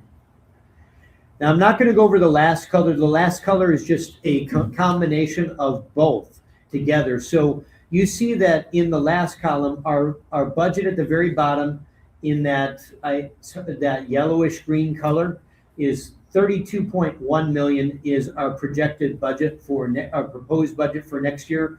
Last year was 33.1 million. We are projecting about $1 million less in budget than last year. So that sounds great on that side, but then we're going to go to the revenue side. We're going to spend less, but the problem is we're projecting less ADA next year and about $1.6 million less in revenue, which we're going to get to the revenue side next. So any questions on this before I go to the revenue side? I just got a quick question on salary. Is overtime embedded in these figures? Yes, so it basically this is a function 6100, which you're probably familiar with, but everything that is related to employee compensation is in that first column there. And then the blue column is everything else, all our supplies and services. But we're talking, the first column has our substitutes. It has all of our fringes, like our benefits and everything. Everything is in that first column that relates to employee compensation. I probably could have said employee compensation and just wouldn't have fit really in that area. But other than salaries, I mean everything that is related to employee compensation in those first columns.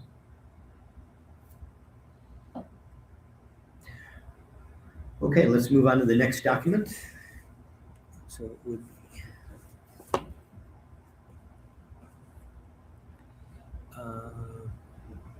let's go to the next one, proposed budget. Yeah, I guess they're both the same, but yeah, so that's good. So this is the document that the board is used to seeing every year that has the proposed budget. Across the top, you see the tax rates. The tax rates were the same last year, 0.7552, 0.6552. We are proposing to keep the tax rates the same so that we can pay the defeasance again and pay off a lot of the principal on our debt that we have right now. So here is the main issue. Last year, we had about $1.6 million more in revenue. This budget, and I know Mr. Medelis asks me this every year, so I'm going to say it ahead of time. This budget is built around a 1,988. 1,988. So for this next year is projected to do that. Last year, again, it was 2,125. So we are projecting about $1.6 million less revenue next year. Now, that's mainly due to ADA, and the reason why that is projected is based on last year. We looked at the projections from last year, and it's hard to project what's going to happen because we're going to 4 schools instead of 5 schools. That doesn't matter as far as what ADA is concerned, but it is basically how many kids come to school every day. But I believe that with our projections, that 1,900 should be enough, and it is a conservative estimate. So hopefully we have more than that. Usually what happens is at the beginning of the year, the first 2 weeks or so, it's increasing, and then it maybe by mid-September or late September, we get at our max. And then as the year goes on, it decreases throughout the year. So usually we run really well as far as we're not talking enrollment, we're talking ADA. ADA starts off really high, and then students start being absent as the year goes on. So I think that 1,900 is conservative. It could be very well that we end up with, as a matter of fact, Dr. Charles and myself, we looked at what is projected with TASBO, and their recommendation was 1,917. That was before they realized we were combining schools as well too. So 1,900 is even more conservative than what TASBO recommended as their recommendation. What was it last year? I believe it was 2,125. I'll double check on that just to make sure. So because we didn't meet our ADA goals, we're going to lose. How much money are we going to lose? Because I know the first semester we didn't. Yes, right. We lost. So at the very end of the year, there's something called a settle up. So they give you money at the beginning of the year based on what your projections are. And TEA works with you to make sure that, like, if they project that your students are decreasing every year, your ADA is decreasing every year, they will red flag it, and you have to justify it if you're going to do a higher number. But yes, we're going to have to settle up based on our ADA. I can get that exact figure for you. I don't have it with me today, but I can get what we will have to settle up based on how we did not meet our projections at the beginning of the year.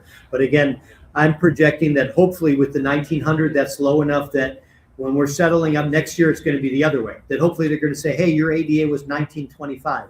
So we're going to settle up and we're going to give you additional funds. Once we get the B standing, they're gonna come back, Dr. Yes, that is our hope, I believe. I have no pressure. I would like the board to be aware that, in talking about the ADA rates, the attendance rates for the district, 24-25 were 90.5%. In the chronic absenteeism, as you know, those are students that are absent more than 18 times. It was in 24-25, 34.4%. So we've got to work on our attendance, and so we're going to be working with Ms. Bayless and Mr. Zachary, the attendance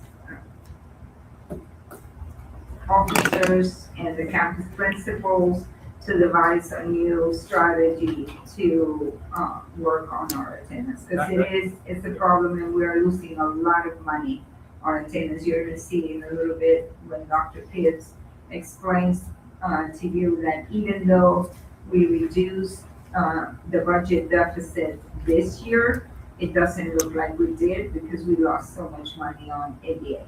And I think the problem too is, the kids not being in school, some of them are just roaming all day long. And that's at the school, in school, but not in class.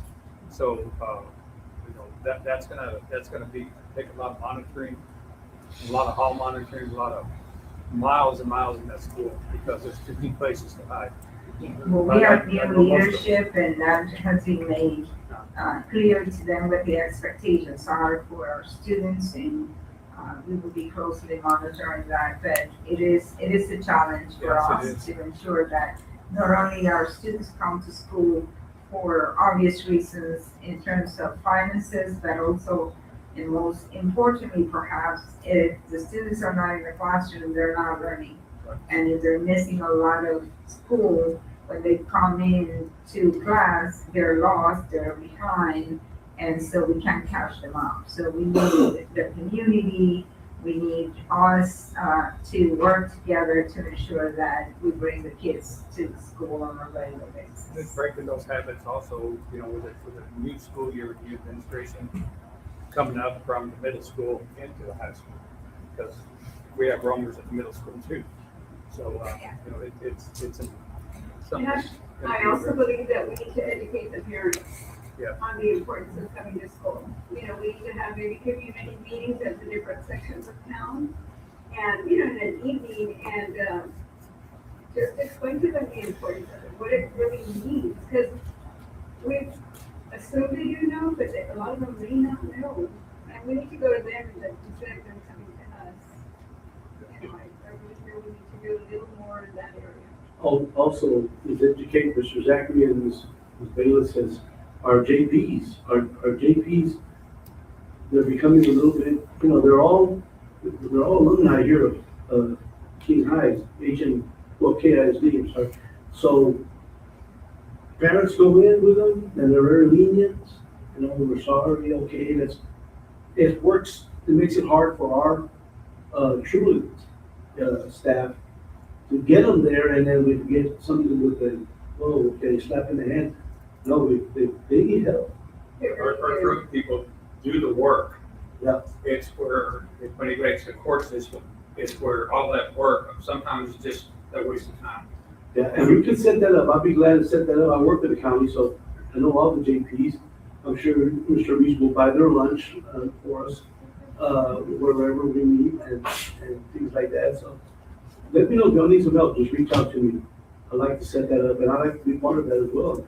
And tell them the situation is crucial right now. This upcoming year, Dr. Martinez needs all the help that she can get from us to. And I will add to that, as you know, I have devised 8 priorities for the work that we are doing. And one of the priorities is to increase and strengthen the partnerships with our community and our parents. And so part of the restructuring of the district is in response of those priorities. And that's why we brought in Ms. Morris as the Director of Communication, Engagement, and Development. Along with that, we have aligned all the, what we used to call the parent liaisons, we have aligned them with her under her office. So every campus will have what we are calling a student and community support specialist. Thank you, I had to remember the name. Which we formerly known as parent liaisons, but we want to extend it to the community as well. And they are being, they're working already on a plan to ensure that we are collaborating with everybody to maximize efficiencies and ensure that we are reaching our students and bring them back to school. So it's a concerted effort to ensure that our students come to school. So education and workshops and doing special activities and catching the kids early so that we can intervene appropriately and provide the supports that they need, working with the JPs and ensuring that they are supporting the work. So Ms. Bayless and Mr. Zachary are also going to support that. So we're very hopeful that with this new reorg, we will be able to devise a really good plan of action and implement it with fidelity. The comment I have real quick is, we're gonna support you with staff, and I'm pretty sure we have, because I see a lot of people here I don't know. You know, like, you know, there's new faces, right? You know, it's gonna take everyone to get that, get that done. And I also think that with those parent liaisons, we need to build our parental involvement in inviting parents into the campuses to help, and I think that will also assist with the kids coming to class, to school early. I think that's a big plus. I think that's a really big plus. And I think as a board member, I heard it this morning, I heard my podcast that I put on, and it was so good because we're here to not just sit down and just do anything, we're here to participate and help. And I think we could do more as a board in some kind of capacity to help Dr. Martinez. We can't just say, it's yours, but Dr. Martinez, I'm here. I see what Jake is saying, and we've pushed it, but I know that we can offer a little bit more as a board. And I'm offering my services in what's legal with Nick, as much as I can participate. I'm willing to help out, and I'm sure everybody else is here too. So I'd love to get involved in it. Okay, moving back to the budget. So hold on. Yes. You messed it up. Okay. All right. Continuing on. So the biggest thing on the budget again is about a $1.6 million in revenue decrease based on ADA. That's the biggest decrease. So if you look at now what you see on the left, that is just the sum of like what you saw on the other sheet with the different colors. This is just the total, what it all adds up to. And the budget is $32.1 million. It's about $1 million decrease from last year in our budget. $1.8 million in supplies and services, but again, with the raise that the board approved, there was an increase on the salary side. Altogether, you see about $1 million decrease in our expenditures, but there's $1.6 million decrease on revenues. So we are losing more money in revenues, and we're losing money faster than we can cut the money in the budget, I guess is the main point. Because if you look at the bottom, if you scroll down a little bit more, Dr. Garcia, we're looking at a $4.8 million budget deficit, which again is a little bit more than last year. But again, the issue is that we're losing $1.6 million in revenues from the previous year. That's the issue right now. Now, I want to say that this budget is a very conservative budget. You know that we're usually able to cut that down by $1 or $2 million throughout the year. This budgets for emergencies. It budgets for every vacant position. Like right now, it's budgeted for teachers for every vacant position. And I know that Dr. Martinez is going to bring something about teacher apprentice positions that could cut down on this as well too. But this is worst case scenario, the most that we could spend, and the worst case scenario on the revenue side if we only get 1,900 revenue ADA every year as well too. Now on the food service side, that's the next one. We are projecting at worst a $621,000 decrease in food service fund balance. Main reason for that is because that there is we're going to do the freezers. But again, we have $1 million fund balance that can be spent down. So we'll have a decrease in food service fund balance because of that. We're projecting about flat in our debt service. Whatever comes in will come out. So last year was a little bit of a decrease because we used it on a defense, but this year it'll be about flat. Questions on any of the proposed budget that you see right there?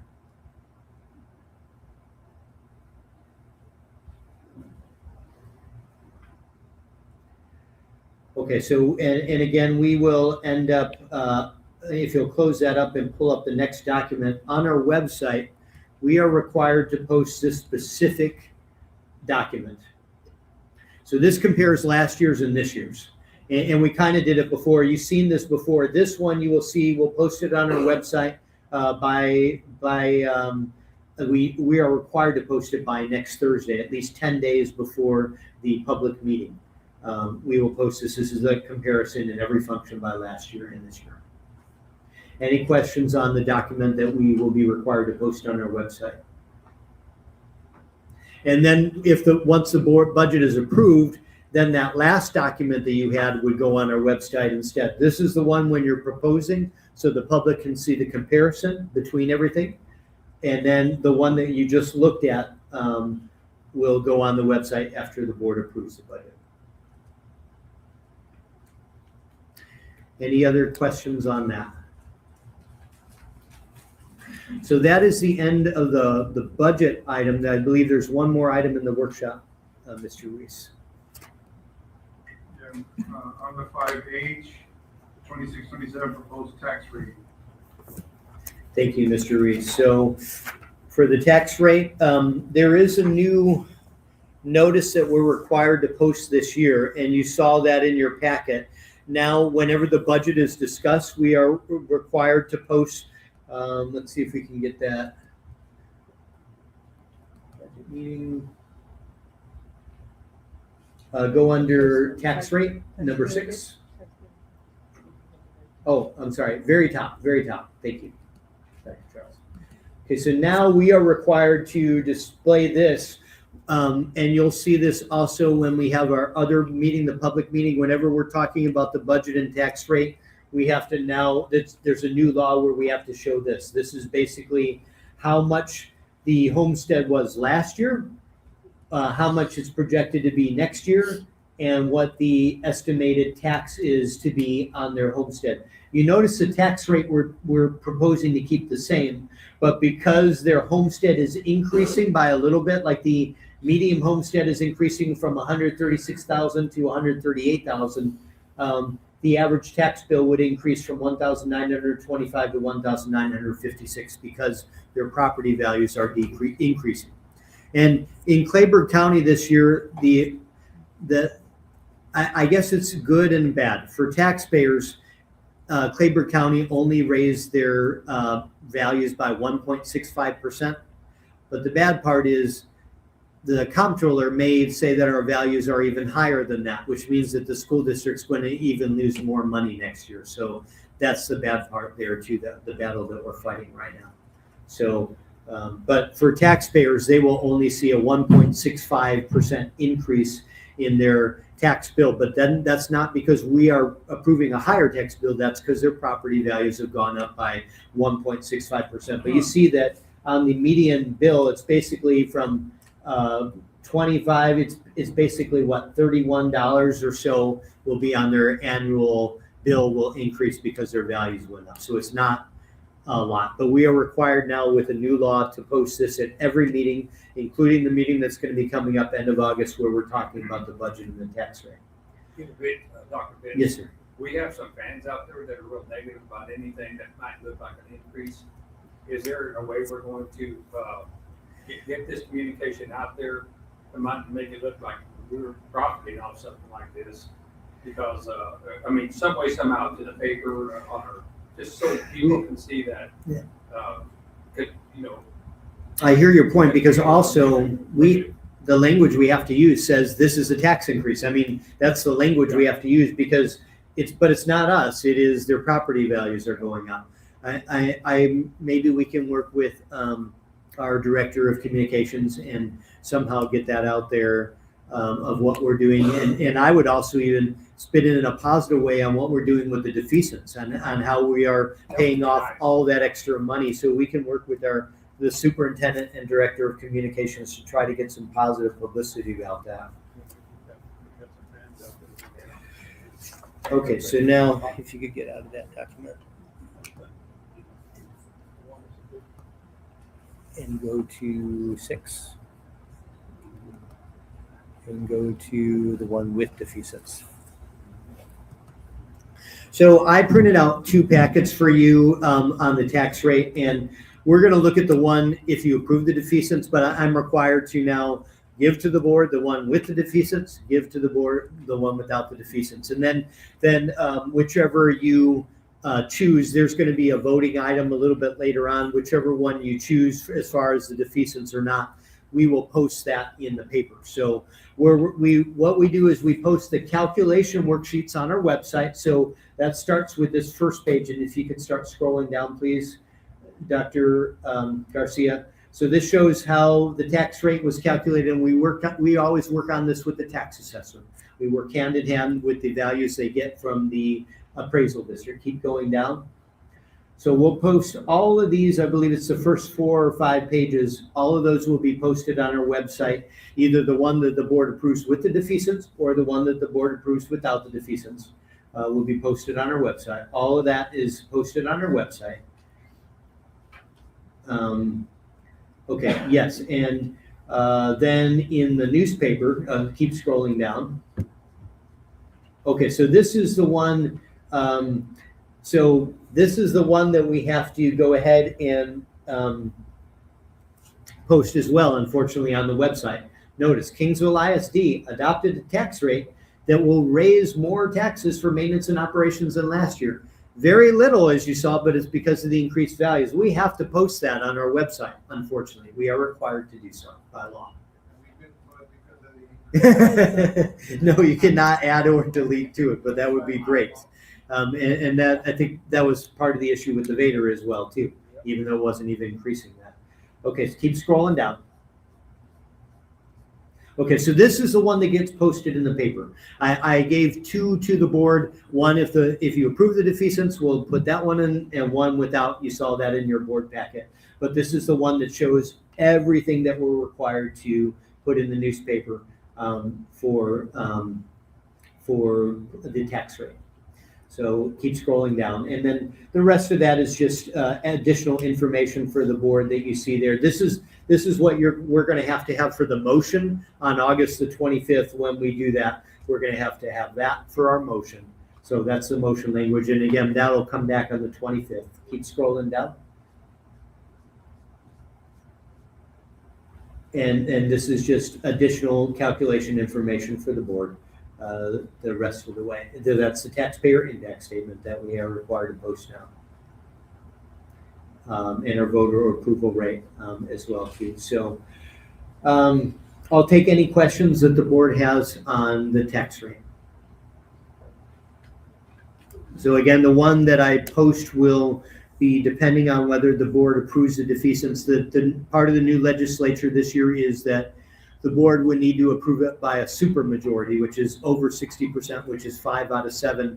Now they are raising the stakes. Who knows? Maybe someday they're going to make it unanimous approval, but they're making it harder and harder to pass defeasances, even though it really does help taxpayers over the years, for sure.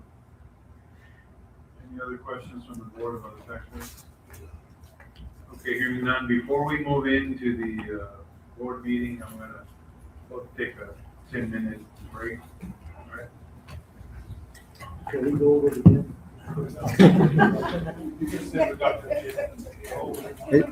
Mr. Garcia, I can stay afterwards with you and we can collaborate.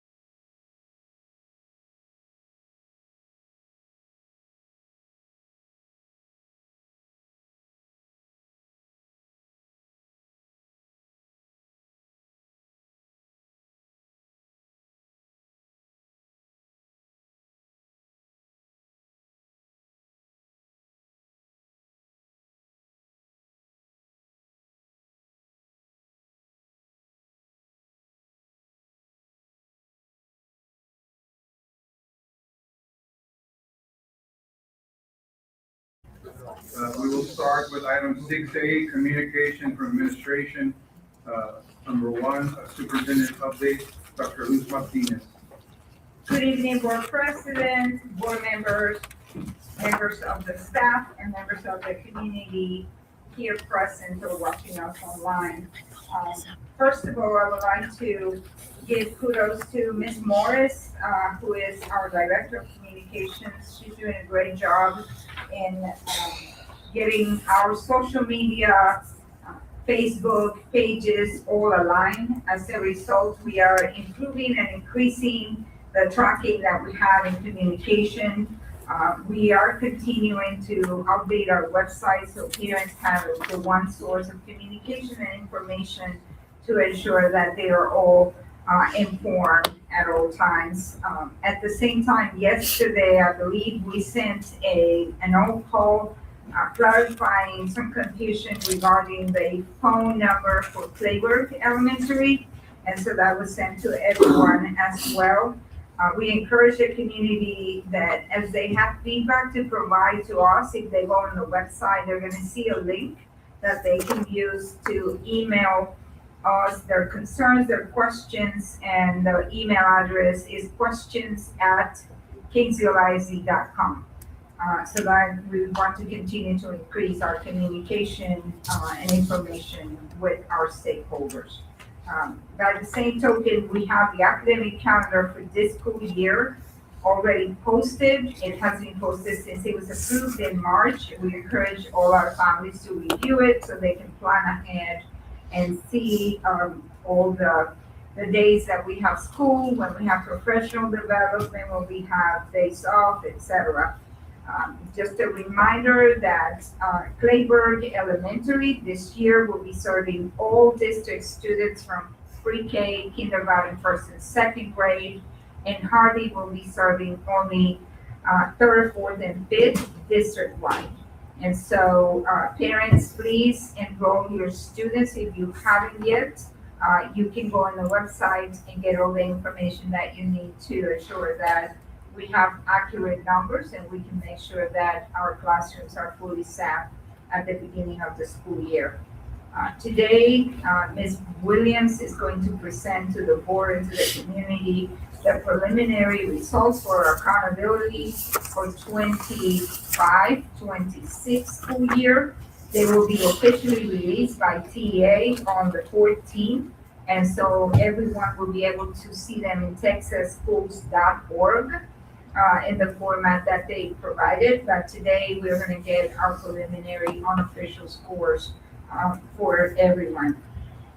We have had conservative progress, but progress nevertheless. And so we are going to continue to engage in urgent work, and we will talk a little bit more about this in a moment. Back to School Bash is happening on Wednesday, the 12th of August, from 5:30 p.m. to 7 p.m. at the high school domes. And this event is open for the entire community. We will be giving away free school supplies, and these are donations that different community organizations and community sponsors provide for all the kids of Kingsville and surrounding area. So we encourage everyone to come and get pencils and book bags and just have fun. We will have students performing. It is a family event, and it's a very nice event that Mr. Segovia and the parent liaison, Ms. Galindo, put together every year, and we will continue to do that this year as well. On the Thursday, the 13th of August at 9 a.m., we're so excited about having a ribbon cutting ceremony to inaugurate Clayburg Elementary back again with Principal Lovelady. We are planning a great event, and we're inviting members of the community to partake on that celebration. We have a wonderful rain garden that is just amazing, and wait till you see it. It's really, really cool. By the same token, we are utilizing the funds that were designated for a playground at Herald. We are using that funding to develop and design and install a playground at Clayburg Elementary. So The funding is being used for the purpose that it was intended because it is going to be serving the students of Carroll as well as Harvey and Pettis at the same time. School readiness, we are busy with the team ensuring that our schools are ready for the beginning of the school year on August 24th. I want to thank all our custodials, our maintenance staff, the cafeteria ladies like Chuco, Tino, Ms. Bayless, Mr. Zachary, like all the principals. Everyone has pulled together. Today we have people in shorts moving books and making sure that we are ready for the beginning of the school year. And it really takes all of us to make this work. We're still not where we need to be, but we're progressing towards that having our schools ready for our kiddos. We are continuing to prepare for professional development for all employees district-wide. So we will be engaging on the 18th, 19th, and 20th of August with district-wide PD. Convocation 2026 will take place on Monday, the 17th of August at the high school dorms at 8:30 a.m. So we look forward to welcoming all employees on that day officially to school year 26-27. Excited about football and volleyball games that are going to start very soon. Our athletes have been working really hard this summer. They're under the guidance and leadership of Assistant Athletic Director Graham and football coach, head football coach. We are redesigning the football program, and the kids have been working really, really hard. We're very proud of our coaches. They are weathering the heat. And all of you should also know that UIL came up with some new rules regarding the heat. And so there's stricter guidelines for heat for athletes and marching bands. So we are observing that and monitoring that and ensuring that we're in compliance with all of that. And that is my report for today. Thank you. Thank you, Dr. Pettis. Dr. We now move on to item number 2, property value discussion report, Dr. Peter Pitts. Thank you, Mr. Kufal.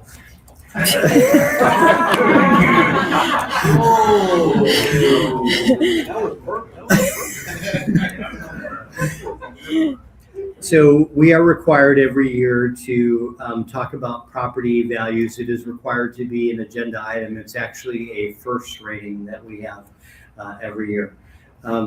We have to talk about how the property values start with the Clayburgh County. They get the property values. They have just given us the property values July the 25th. And I have to say that this year they got it to us on time. They do have a new regime there, and sometimes we've been up burning the midnight oil because they haven't gotten us in time, but they got us the estimate on time this year. But that is just the start. Then in February of next year, the comptroller will approve the values.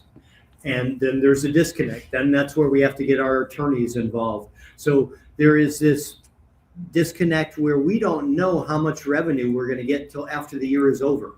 And we are required to have this discussion every year because, again, we are funded based on what the comptroller approves. That's how we get funding. But, again, we collect taxes based on what Clayburgh County approves. And, again, that disconnect in the middle is what we lose money from every year. We start off somewhere between $1.5 and $2 million loss.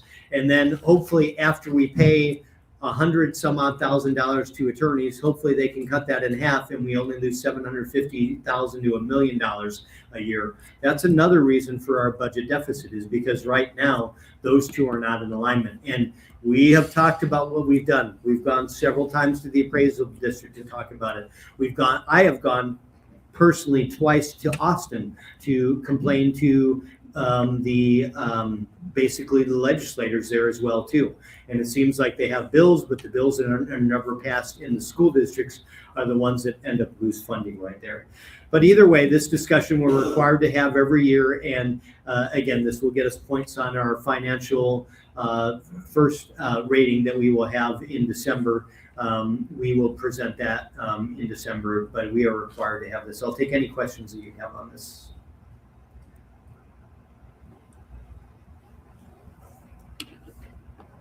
No questions from the board? Thank you, Dr. Pitts. We now go on to the spring 2026 STAR data. Ms. Tanya Williams.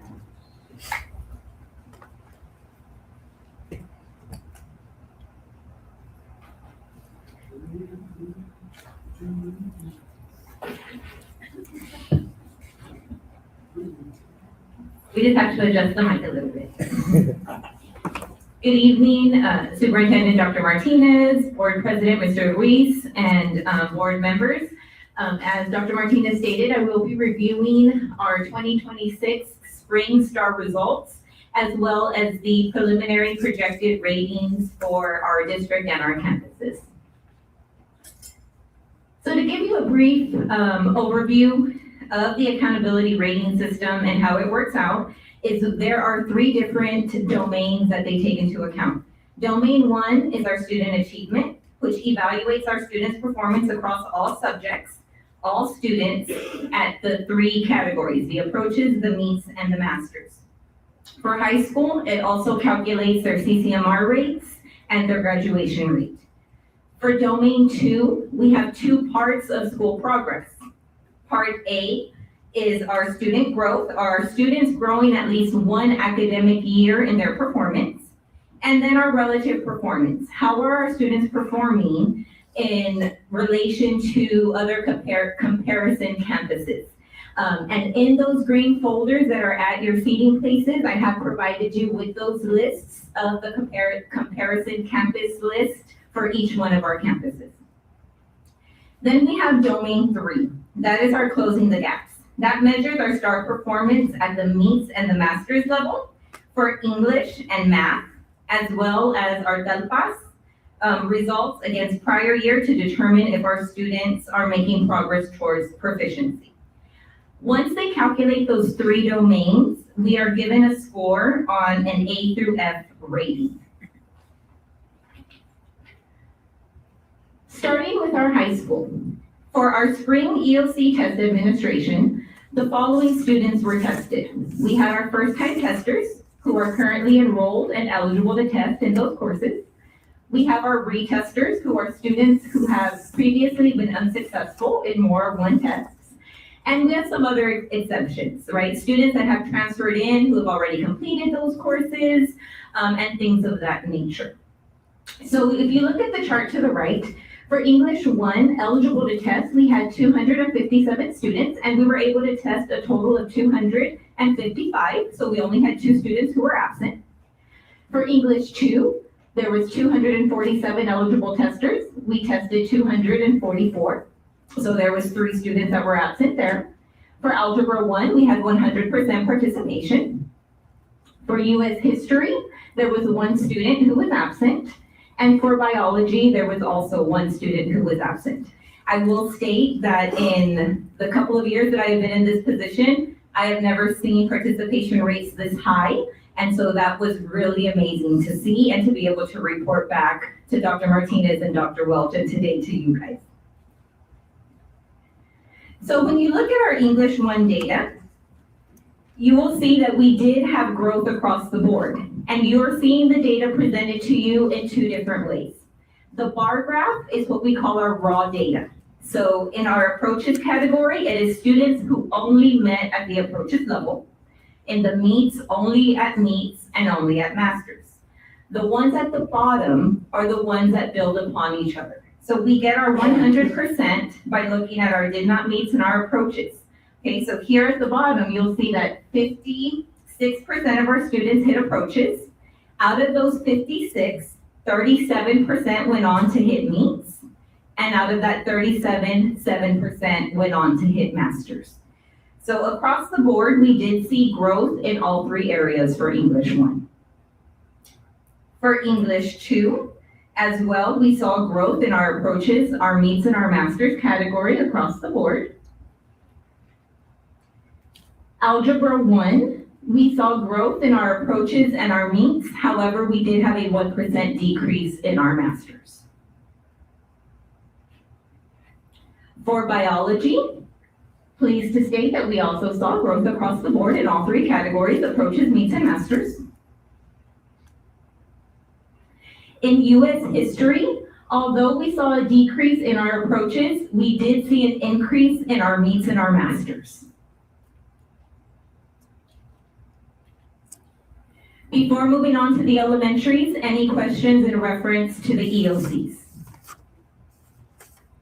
Alrighty. So looking at our elementary data, same thing. We have a chart here of our students who were eligible to test and those who actually tested. If you note for third grade, RLA in math, 100% participation, that's amazing. Fourth grade, RLA in math, once again, we hit 100% participation.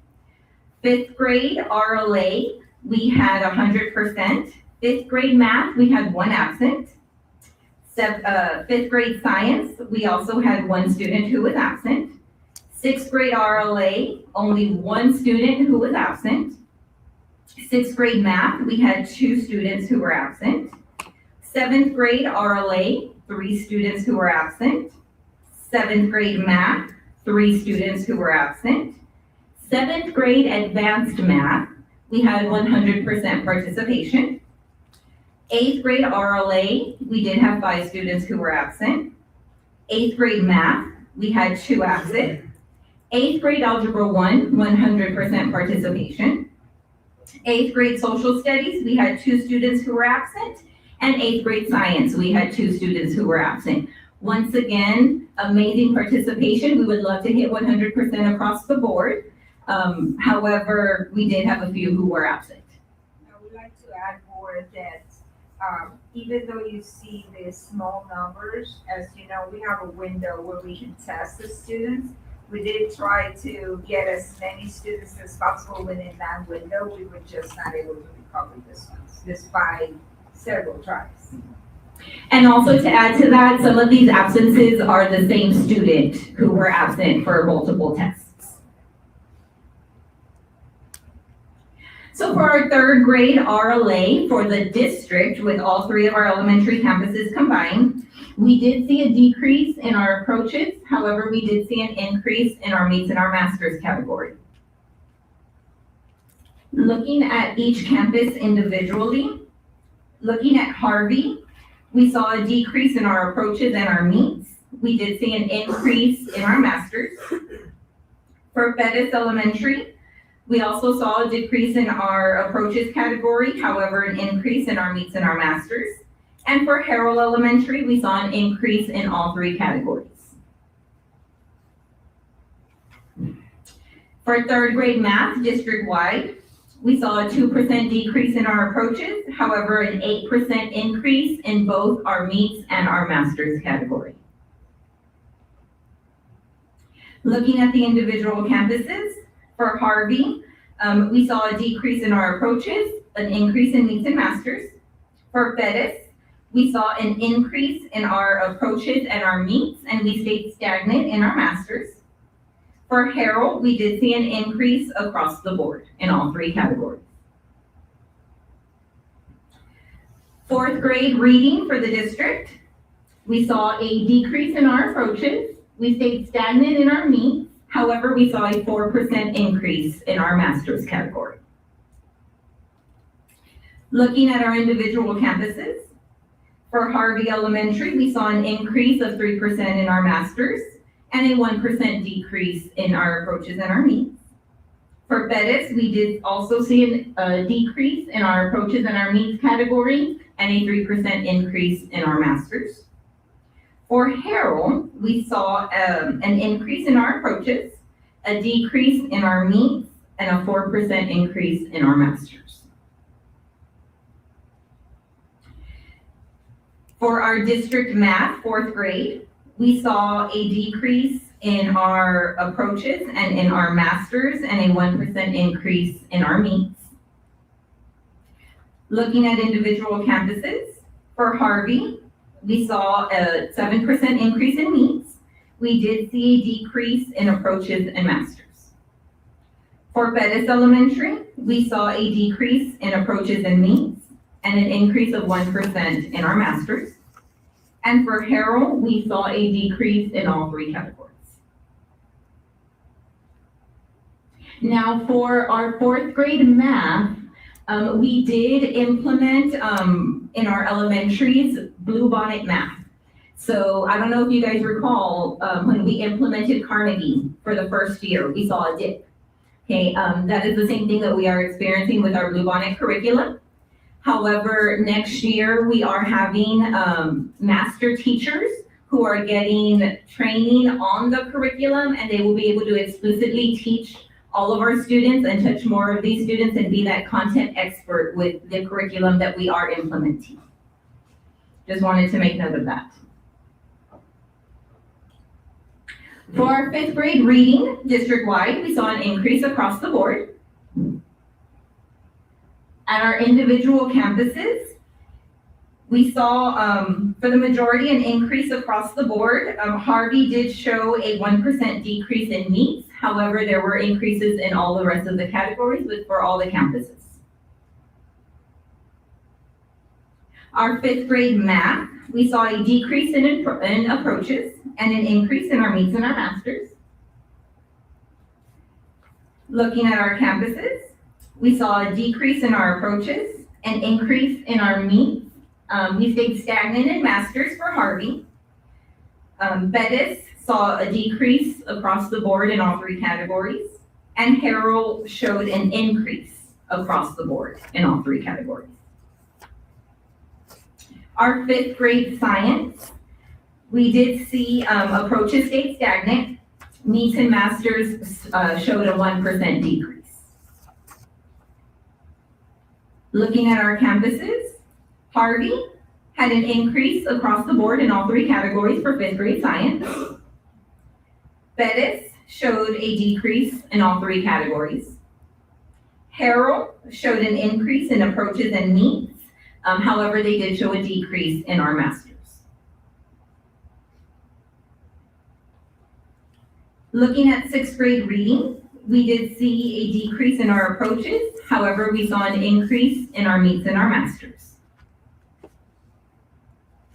Sixth grade math, we saw an increase across the board for approaches and meets. We did stay stagnant in our masters. Seventh grade reading, we saw a decrease in approaches. However, we saw an increase in our meets and our masters categories. Seventh grade math, we did see a 2% decrease in each category.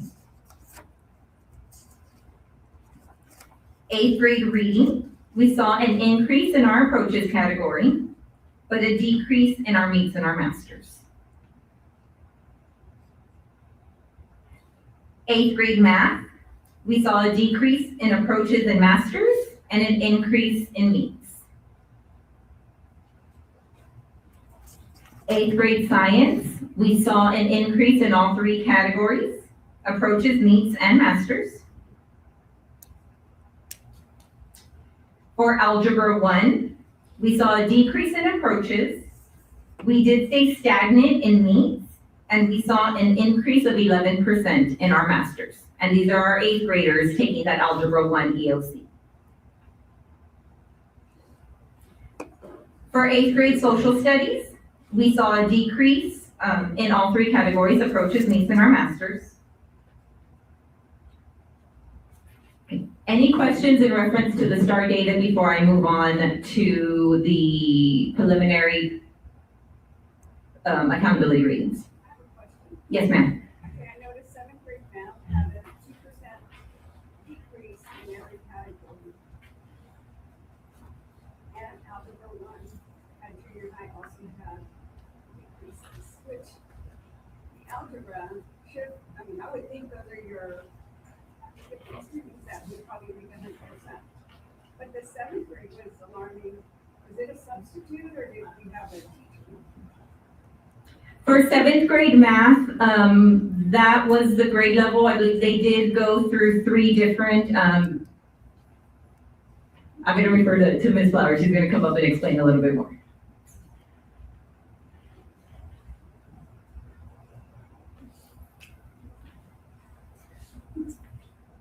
Good evening. Yes, our 7th grade was, we did not have a FTE in that position. So I think we had four teachers, 2 of which were subs in that position for the year. So 7th grade has been a struggle for us. If you remember, that was the position that we struggled with last year as well.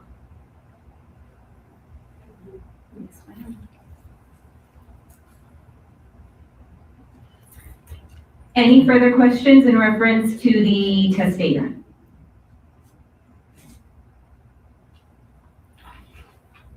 All righty, moving on to our preliminary accountability ratings. For HMK High School, we are looking at them being a C. And so for Domain 1, they were at a 72. Domain 2, remember, is broken up into those 2 parts. So our student growth and our relative performance, and they take that better of those 2. And so for HMK, we did better in our relative performance, actually got a 78 there. And then for Domain 3, a 51. So our overall 78 is worth 70% of that score. Our 51 is worth 30%, which would average HMK High School into that C.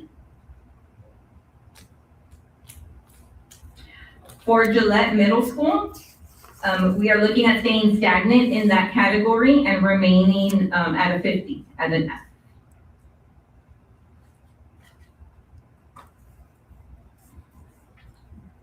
For Harvey Elementary, we are looking at a 53, which is still going to put us in that F rating.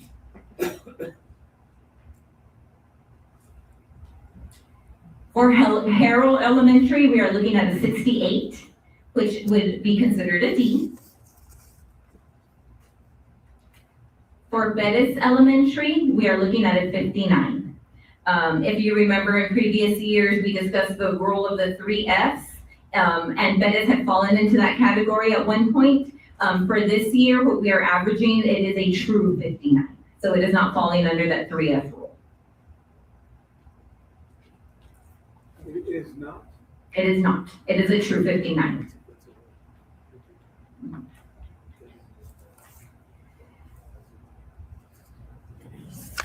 And now for Kingsville ISD as a district, we are looking at a 61. So that would move us into a D. Looking at past years, you will see the history back from 2023 until now for the district and the individual campuses. So last year, our district was sitting at a 59. As Dr. Martinez stated, we are making progress. However, we are wanting to make more progress at a faster pace. So we have moved from a 59 to a 61 as a district. HMK last year was a 66, which was a D, moving on to a C. For GMS, we are staying stagnant at that 50. For Bettis Elementary, they did increase from the 54 to a 59. For Harrell, a 64 to a 68, so also saw an increase there. And for Harvey Elementary, we saw a decrease from a 58 to a 53. I know that was a lot of information to take in. Any questions? I would like to read a statement to the board regarding the results for everyone understanding, look at the numbers, what do they mean in reality, right? So I want to start by saying it has been a big lift, even with this conservative improvement that we have experienced. We will continue focusing on the planning, institutionalization, and delivery of the instruction. coaching support, and of course, changing the mindset that it's never the students, right? The students might have different challenges, but when they are in front of us, we have to figure out how to better reach them and fill the gaps that they have. So I want to commend the staff for their effort this year. It looks like it's not much improvement, but it is. And so the spring 2026 STAR results demonstrate that Kingsville ISD is beginning to move in the right direction. That gives us great comfort. Students showed measurable improvement in many tested areas, particularly in secondary EOC, and of course, assessments and several elementary reading and mathematics grades. However, performance remains inconsistent across grades, campuses, and subjects, indicating that significant work remains before all students consistently achieve at high levels. If you look at the data for the EOCs at the high school level, and these results indicate stronger Tier 1 instruction and improved student preparation in several core high school courses. So kudos to the English faculty at the high school for their remarkable improvement in instruction and delivery and planning. In elementary reading, we know that reading continues to show a positive momentum. Improvements included grades 5, 7, and 8.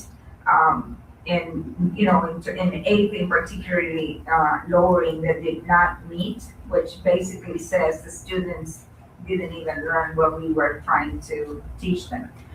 Several campuses also demonstrated increased master's performance in reading, and master is the highest level. Overall, the mathematics showed positive gains in Algebra 1 EOC, grade 3, grade 5, 6, and 8 in science as well. This gain suggests that targeted instructional efforts are beginning to impact students' learning. Despite encouraging gains, though, several areas require immediate attention, such as grade 7 math, which remains extremely low, and you heard some of the explanations on that. Grade 8 social studies decline, grade 5 science remain essentially flat, and grade 4 mathematics decline overall. This remains the district greatest academic challenge. These results indicate that stronger instructional systems, curriculum alignment, intervention, and teacher support are needed in these content areas. So what are the key takeaways from this data? Number one, there is evidence that our instructional work is producing results. Several grades and EOC subjects posted meaningful gains, especially reductions in students at the did not meet level. Number two, improvement is not yet consistent across the district, and we realize that. Student achievement still varies significantly by grade, subject, and campus.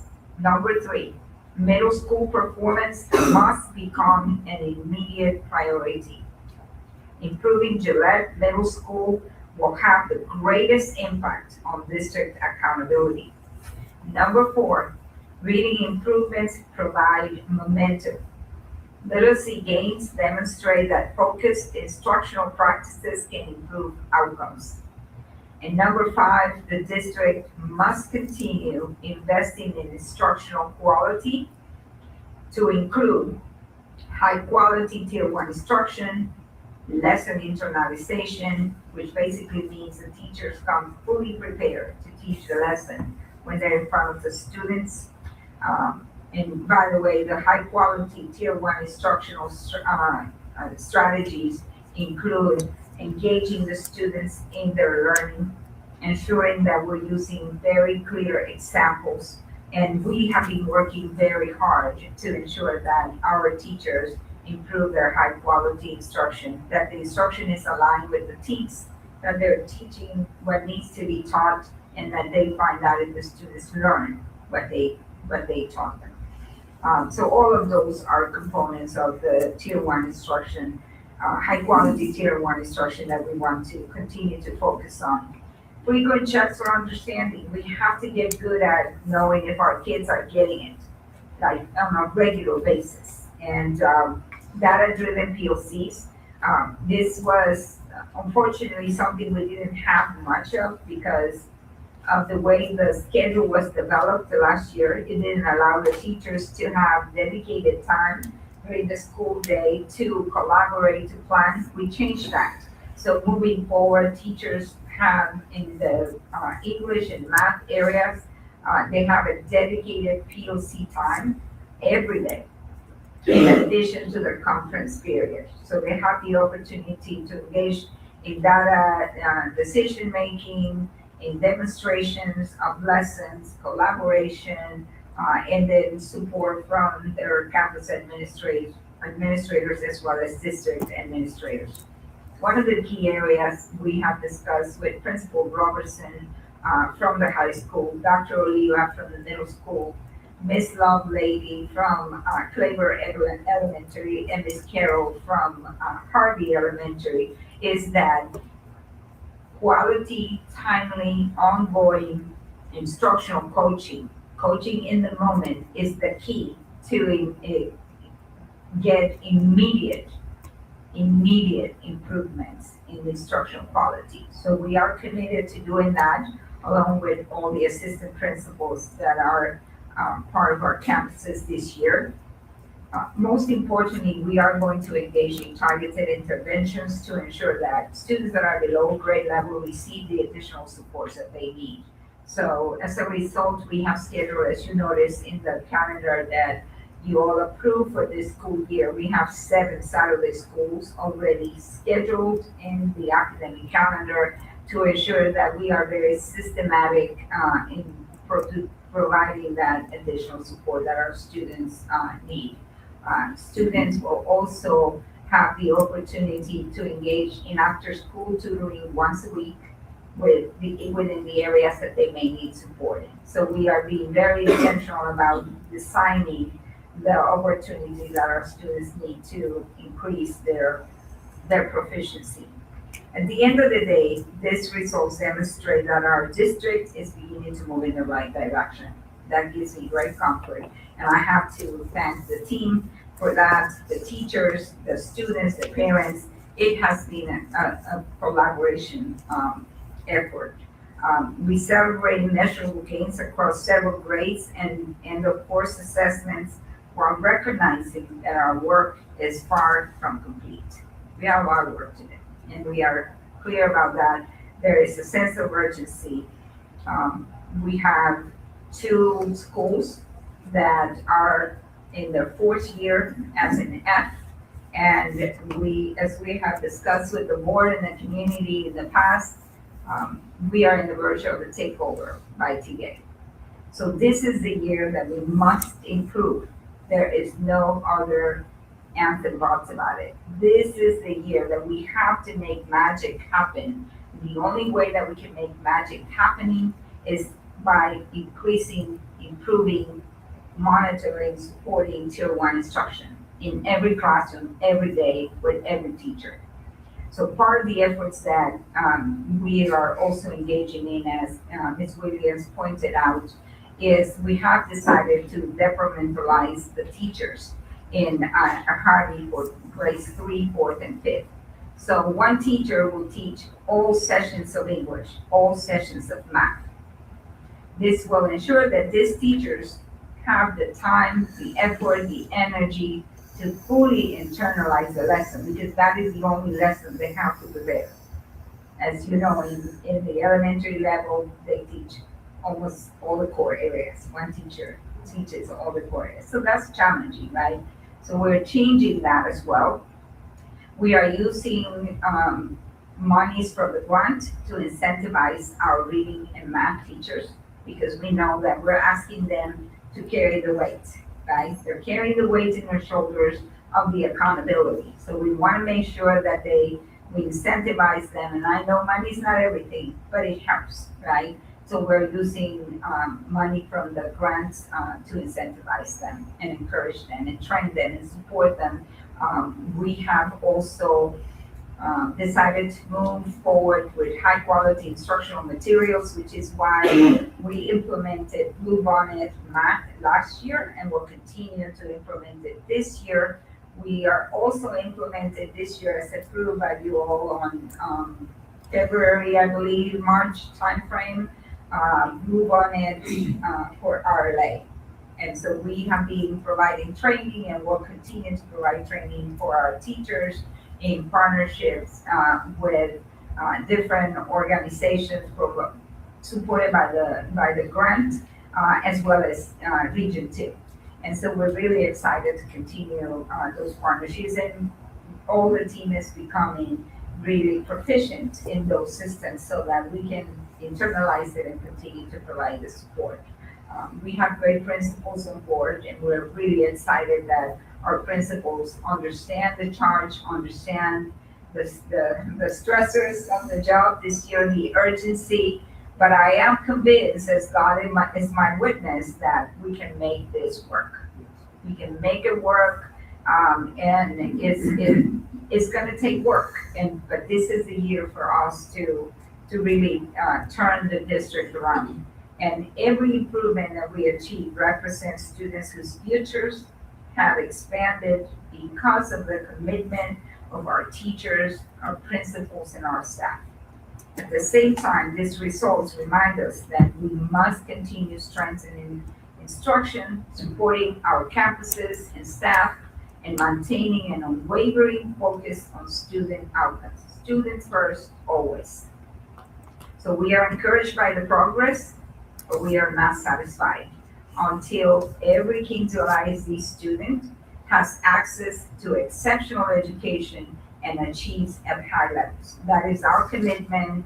That is a team charge, and we are all doing this work together. It will take all of us. So I'm encouraging and pleading to our parents to collaborate with us, to come back to our schools, to send their kids to school because they need to be in school. And so, but we look forward to what this year brings, and we're very hopeful that next school year we're going to be celebrating a different story. So thank you. I have to say I appreciate some of the things you said, but most importantly, the sense of urgency. You said that 2 or 3 different times just right now. I've heard that more now than I did the last 4 years I've been on the board. So it's a new charge now. We're headed in a different direction where everybody's on board with that sense of urgency, that gut feeling that something has to be done. We have to make it happen. And like I said, I've heard that now more than I have in the last 4 years. So thank you so much for that. Thank you. Thank you. I also just want to make a comment, is that this past week we were out of town and I had my grandson with me. We were in some little bookstore and he wanted to get all these books. He's 4 years old. And he wanted to get all these books, but on one of the posters that was there, it really caught my attention. It said, there is no elevator to success. It takes a step by step. Sometimes you gotta take the steps. And I tried to explain that to him. He didn't quite understand what I meant, but he understands that we know that we're taking these steps to where we want to be. And we want it to be that it has to be this way. So we can get to where our goal is. And Dr. Martinez, you and your staff, Ms. Williams and all your coworkers, everybody here, you know, I applaud you all. I really do. For all the work that you've done, all the bad talk that you hear out there, you know, it's gonna get good. I really believe that this is gonna be a jump start to where we need to be next year. It's gonna be a different story. And I'm looking forward to it. Right, that's good. And thank you all for all you. Thank you, board members, and I would be remiss if I didn't thank all of you, because this will not be possible without your support. You know, when people ask me, how about the board? How is the board?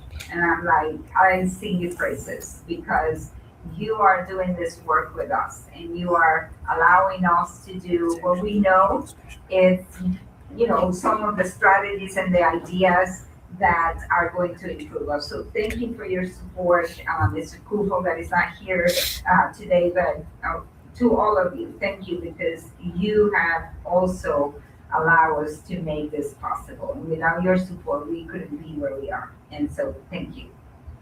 Thank you, Dr. Martinez. So that being said, we now move on to new business. Item 7A, discussion possible action regarding budget amendment 1. Dr. Pitts. Thank you, Mr. Reese. So this is for the 25-26 budget. The board approves the budget at the function level. During the course of the year, based on the needs of the district and sometimes the grants that we receive, more money is needed in one function, less money needed in another function. And I'm happy to go down these by function if you want a little more clarification. There will be a budget amendment 2 that we will need to zero out the health insurance and workers' comp funds that we just discussed earlier. That'll be brought on August the 25th. I'll take any questions that you guys have. Any questions from the board? Okay, hearing none. Is there a motion to accept the budget amendment number 1 as presented by administration? Motion made by Delma Salinas. Second. Second by Joe Mireles. By roll call vote, Joe Mireles. Yes. Brian Martin Chapa. Yes. David Garcia. Yes. Jacob Perez. Yes. Delma Salinas. Yes. And Joseph Reese, yes. Motion carries 6-0. We now move on to item 7B, discussion and possible action regarding the 26-27 defeasance.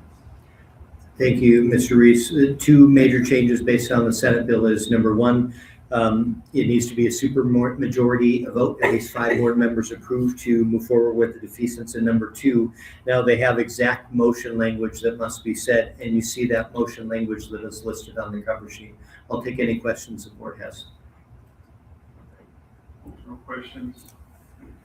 So is there a motion to approve the resolution as presented with such a resolution requiring the eventual adoption of a debt service tax rate for the next year currently estimated at 0.6552 per $100 of tax value, which exceeds currently estimated minimum debt service rate determined under Texas Education Code Section 44 of 0.3169 per $100 by 0.3383. The excess revenue collected from such a rate to be used to defease and pay off early at least $3,530,000 of the district's unlimited tax refunding bonds, Series 2019, all as provided in the resolution. So moved. Motion made by Martin Chapa, I'll second it. second by Delma Salinas. Roll call vote, Joe Mireles. Yes. Martin Chapa. Yes. David Garcia. Yes. Jacob Perez. Yes. Delma Salinas. Yes. And Joseph Reese, yes. Motion carries 6-0. We now move on to item 7C, discussion possible action regarding the district ARD administrator and charge nurse reclassifications. Dr. Pitts. Thank you, Mr. Reese. So district art administrator is a new position. It was mistakenly brought to the board as a pay grade 6. The employee in this position was in a pay grade 5 last year. So it would be no decrease in pay for this position, but it is not on the level as a director position. So we're recommending that it be reclassified, same number of days, but reclassified as a pay grade 5 where that employee was last year. The RN position currently is in a pay grade 2, but now We are recommending reclassifying this as a charge nurse in a pay grade 4 position. The number of days also increasing to 215 days for the extra duties needed for that position to lead the district in health services. I'll take any questions the board has. I have a question. Yes. Charge nurse? Yes. Is that someone that's currently with the district? Yes, it's somebody that's currently in the district, and they are a certified RN nurse right now in the district. Any other questions from the board? So do we have a motion to accept administration's recommendation for district ARD administrator and charge nurse reclassification? So moved. Motion made by Jake Perez. Second. Second by Joe Mireles. By roll call vote, Joe Mireles. Yes. Martin Chapa. Yes. David Garcia. Yes. Jacob Perez. Yes. Dama Salinas. Yes. And Joseph Reese, yes. Motion carries 6-0. At recommendation of administration, we're going to be moving item 7D to closed session before we take a vote. So we're going to move on to item 7E,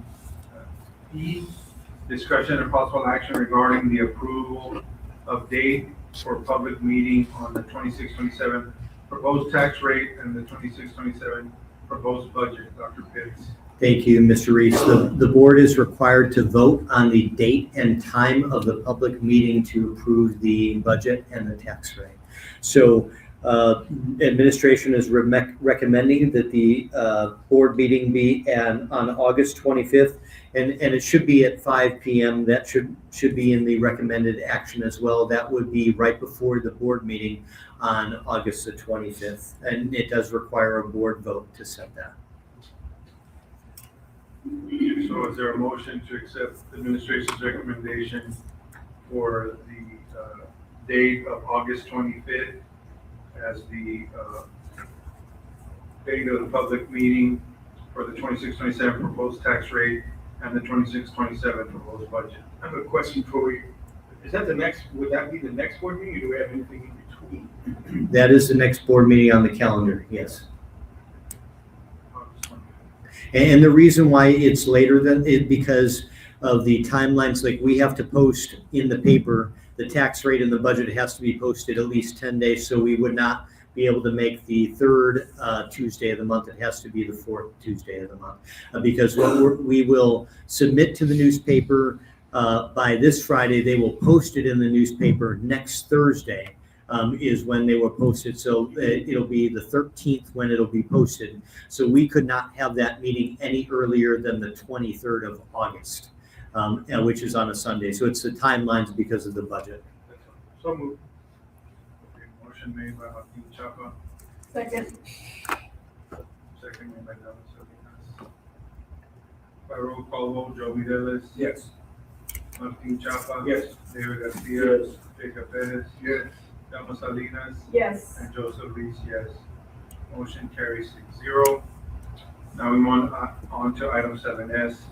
F, discussion and possible action regarding the interlocal agreement between Kingsville ISD and Region 8 BSC. Dr. Pitts. Thank you, Mr. Reese. So administration is recommending, actually, I believe this is a board recommending being part of a purchasing co-op. Purchasing co-ops, they help satisfy the competitive bidding requirements. We belong to several purchasing co-ops. This is just another purchasing co-op that is out there that is quite frequently used. The TIPS purchasing co-op through Region 8. Mr. Maddox, is there anything that you wanted to add on this? No, sir, just that TIPS has been around quite a while and is vetted within the scholarship community and satisfies all procurement requirements for Texas Public School purchase. Actually, before we actually have a representative from TIPS here, Mr. Padilla. But where is Region 8? He can actually. Let's wait for him.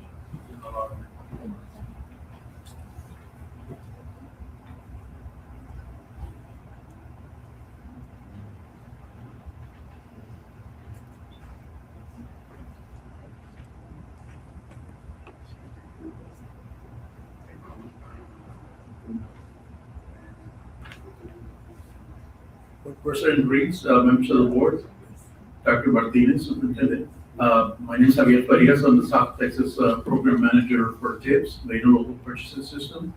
It is actually located in Pittsburgh, Texas. Where's that at? Well, it's about 2.5 hours north of Dallas. Oh, wow. Mhm. So, and also I want to stress also that a lot of stuff that was discussed here, as far as scoreboards, roofing and all that, TIPS has vendors that can do that. And basically what we do is we'll put RFPs out or RFQs out on behalf of our members. And we have vendors that submit to that, and they're already giving you a discount. So the school district's already getting a discount. After they are awarded a vendor, they'll piggyback from that contract to do business with you, the school districts to do business with you. And we also, here in Texas, we also give rewards money back to school districts, so you will be getting money back. So anytime a TIPS contract is utilized from September through August, school district will get money back. So it's a win-win situation because our vendors are already giving you a discount, and then after that, you're gonna get money back from TIPS. Okay? So, and there is no cost to join? No cost to join. And it helps the district get best value. The more options that we have, that helps the district get best value for everything that we buy. We are a nationwide purchasing co-op, so we do have plenty of vendors from vehicles to roofing to AC, and we also have a very strong department for job order contracting, construction department. So are you the regional TIP representative or? Yes, I'm the South Texas Program Manager. I'm actually out of McAllen. Thank you. What, can you talk about the area you serve? I have a big area. I go from Brownsville all the way to El Paso, Midland, Victoria, and then all the way down. So a lot of school districts in the area? and you Yes, guys- yes. And we also have 5 program managers here in the state of Texas. Thank you. But is how many school districts approximately participate with TIPS? Basically all of them. All of them, yes. Okay. I mean, we have cities, we have counties, school districts. And we were actually, it was established in 2002. So next year will be 25 years in existence. Any other questions from the board? And another thing, all this brought back memories. I used to be a school board member, so I can't relate to a lot of the discussion. Thank you very much. Thank you. We start fighting after. Yeah. Executive session. I can remember those times. So is there a motion to accept the administration's recommendation to enter into interlocal agreement between Kingsville ISD and Region 8 ESC? So moved. Motion made by David Garcia, Second. second by Delma Salinas. By roll call vote, Joe Mireles. Yes. Martin Chapa. Yes. David Garcia. Yes. Jacob Perez. Yes. Delma Salinas. Yes. And Joseph Reese, yes. Motion carries 6-0.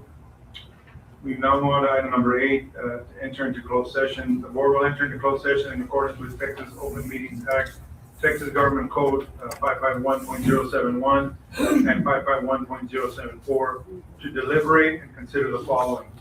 Consider and deliberate regarding the employment of contracted personnel.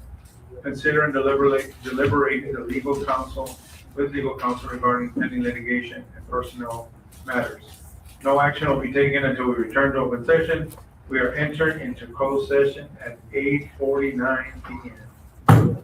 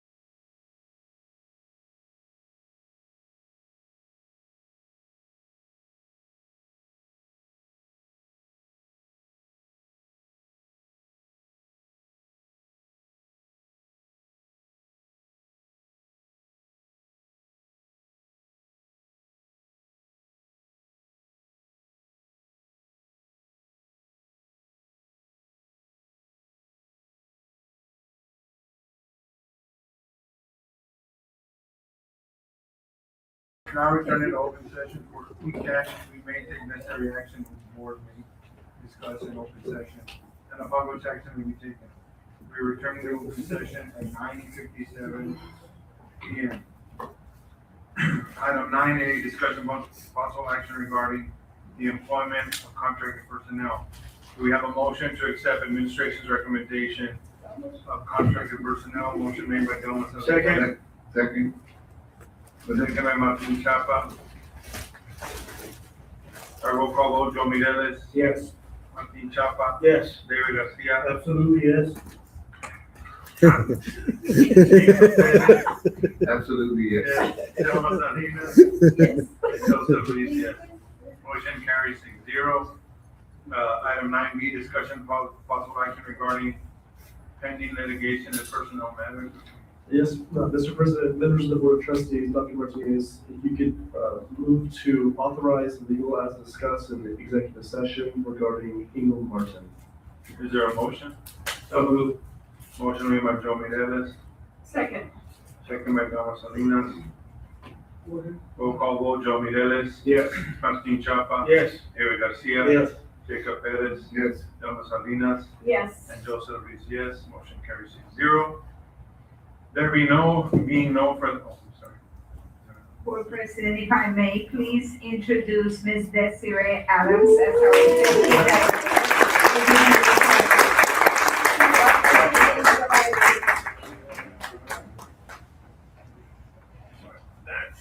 Correct. There being no further action, or no business to come before the board, this meeting I hereby adjourn at 9:58 p.m. 1 minute.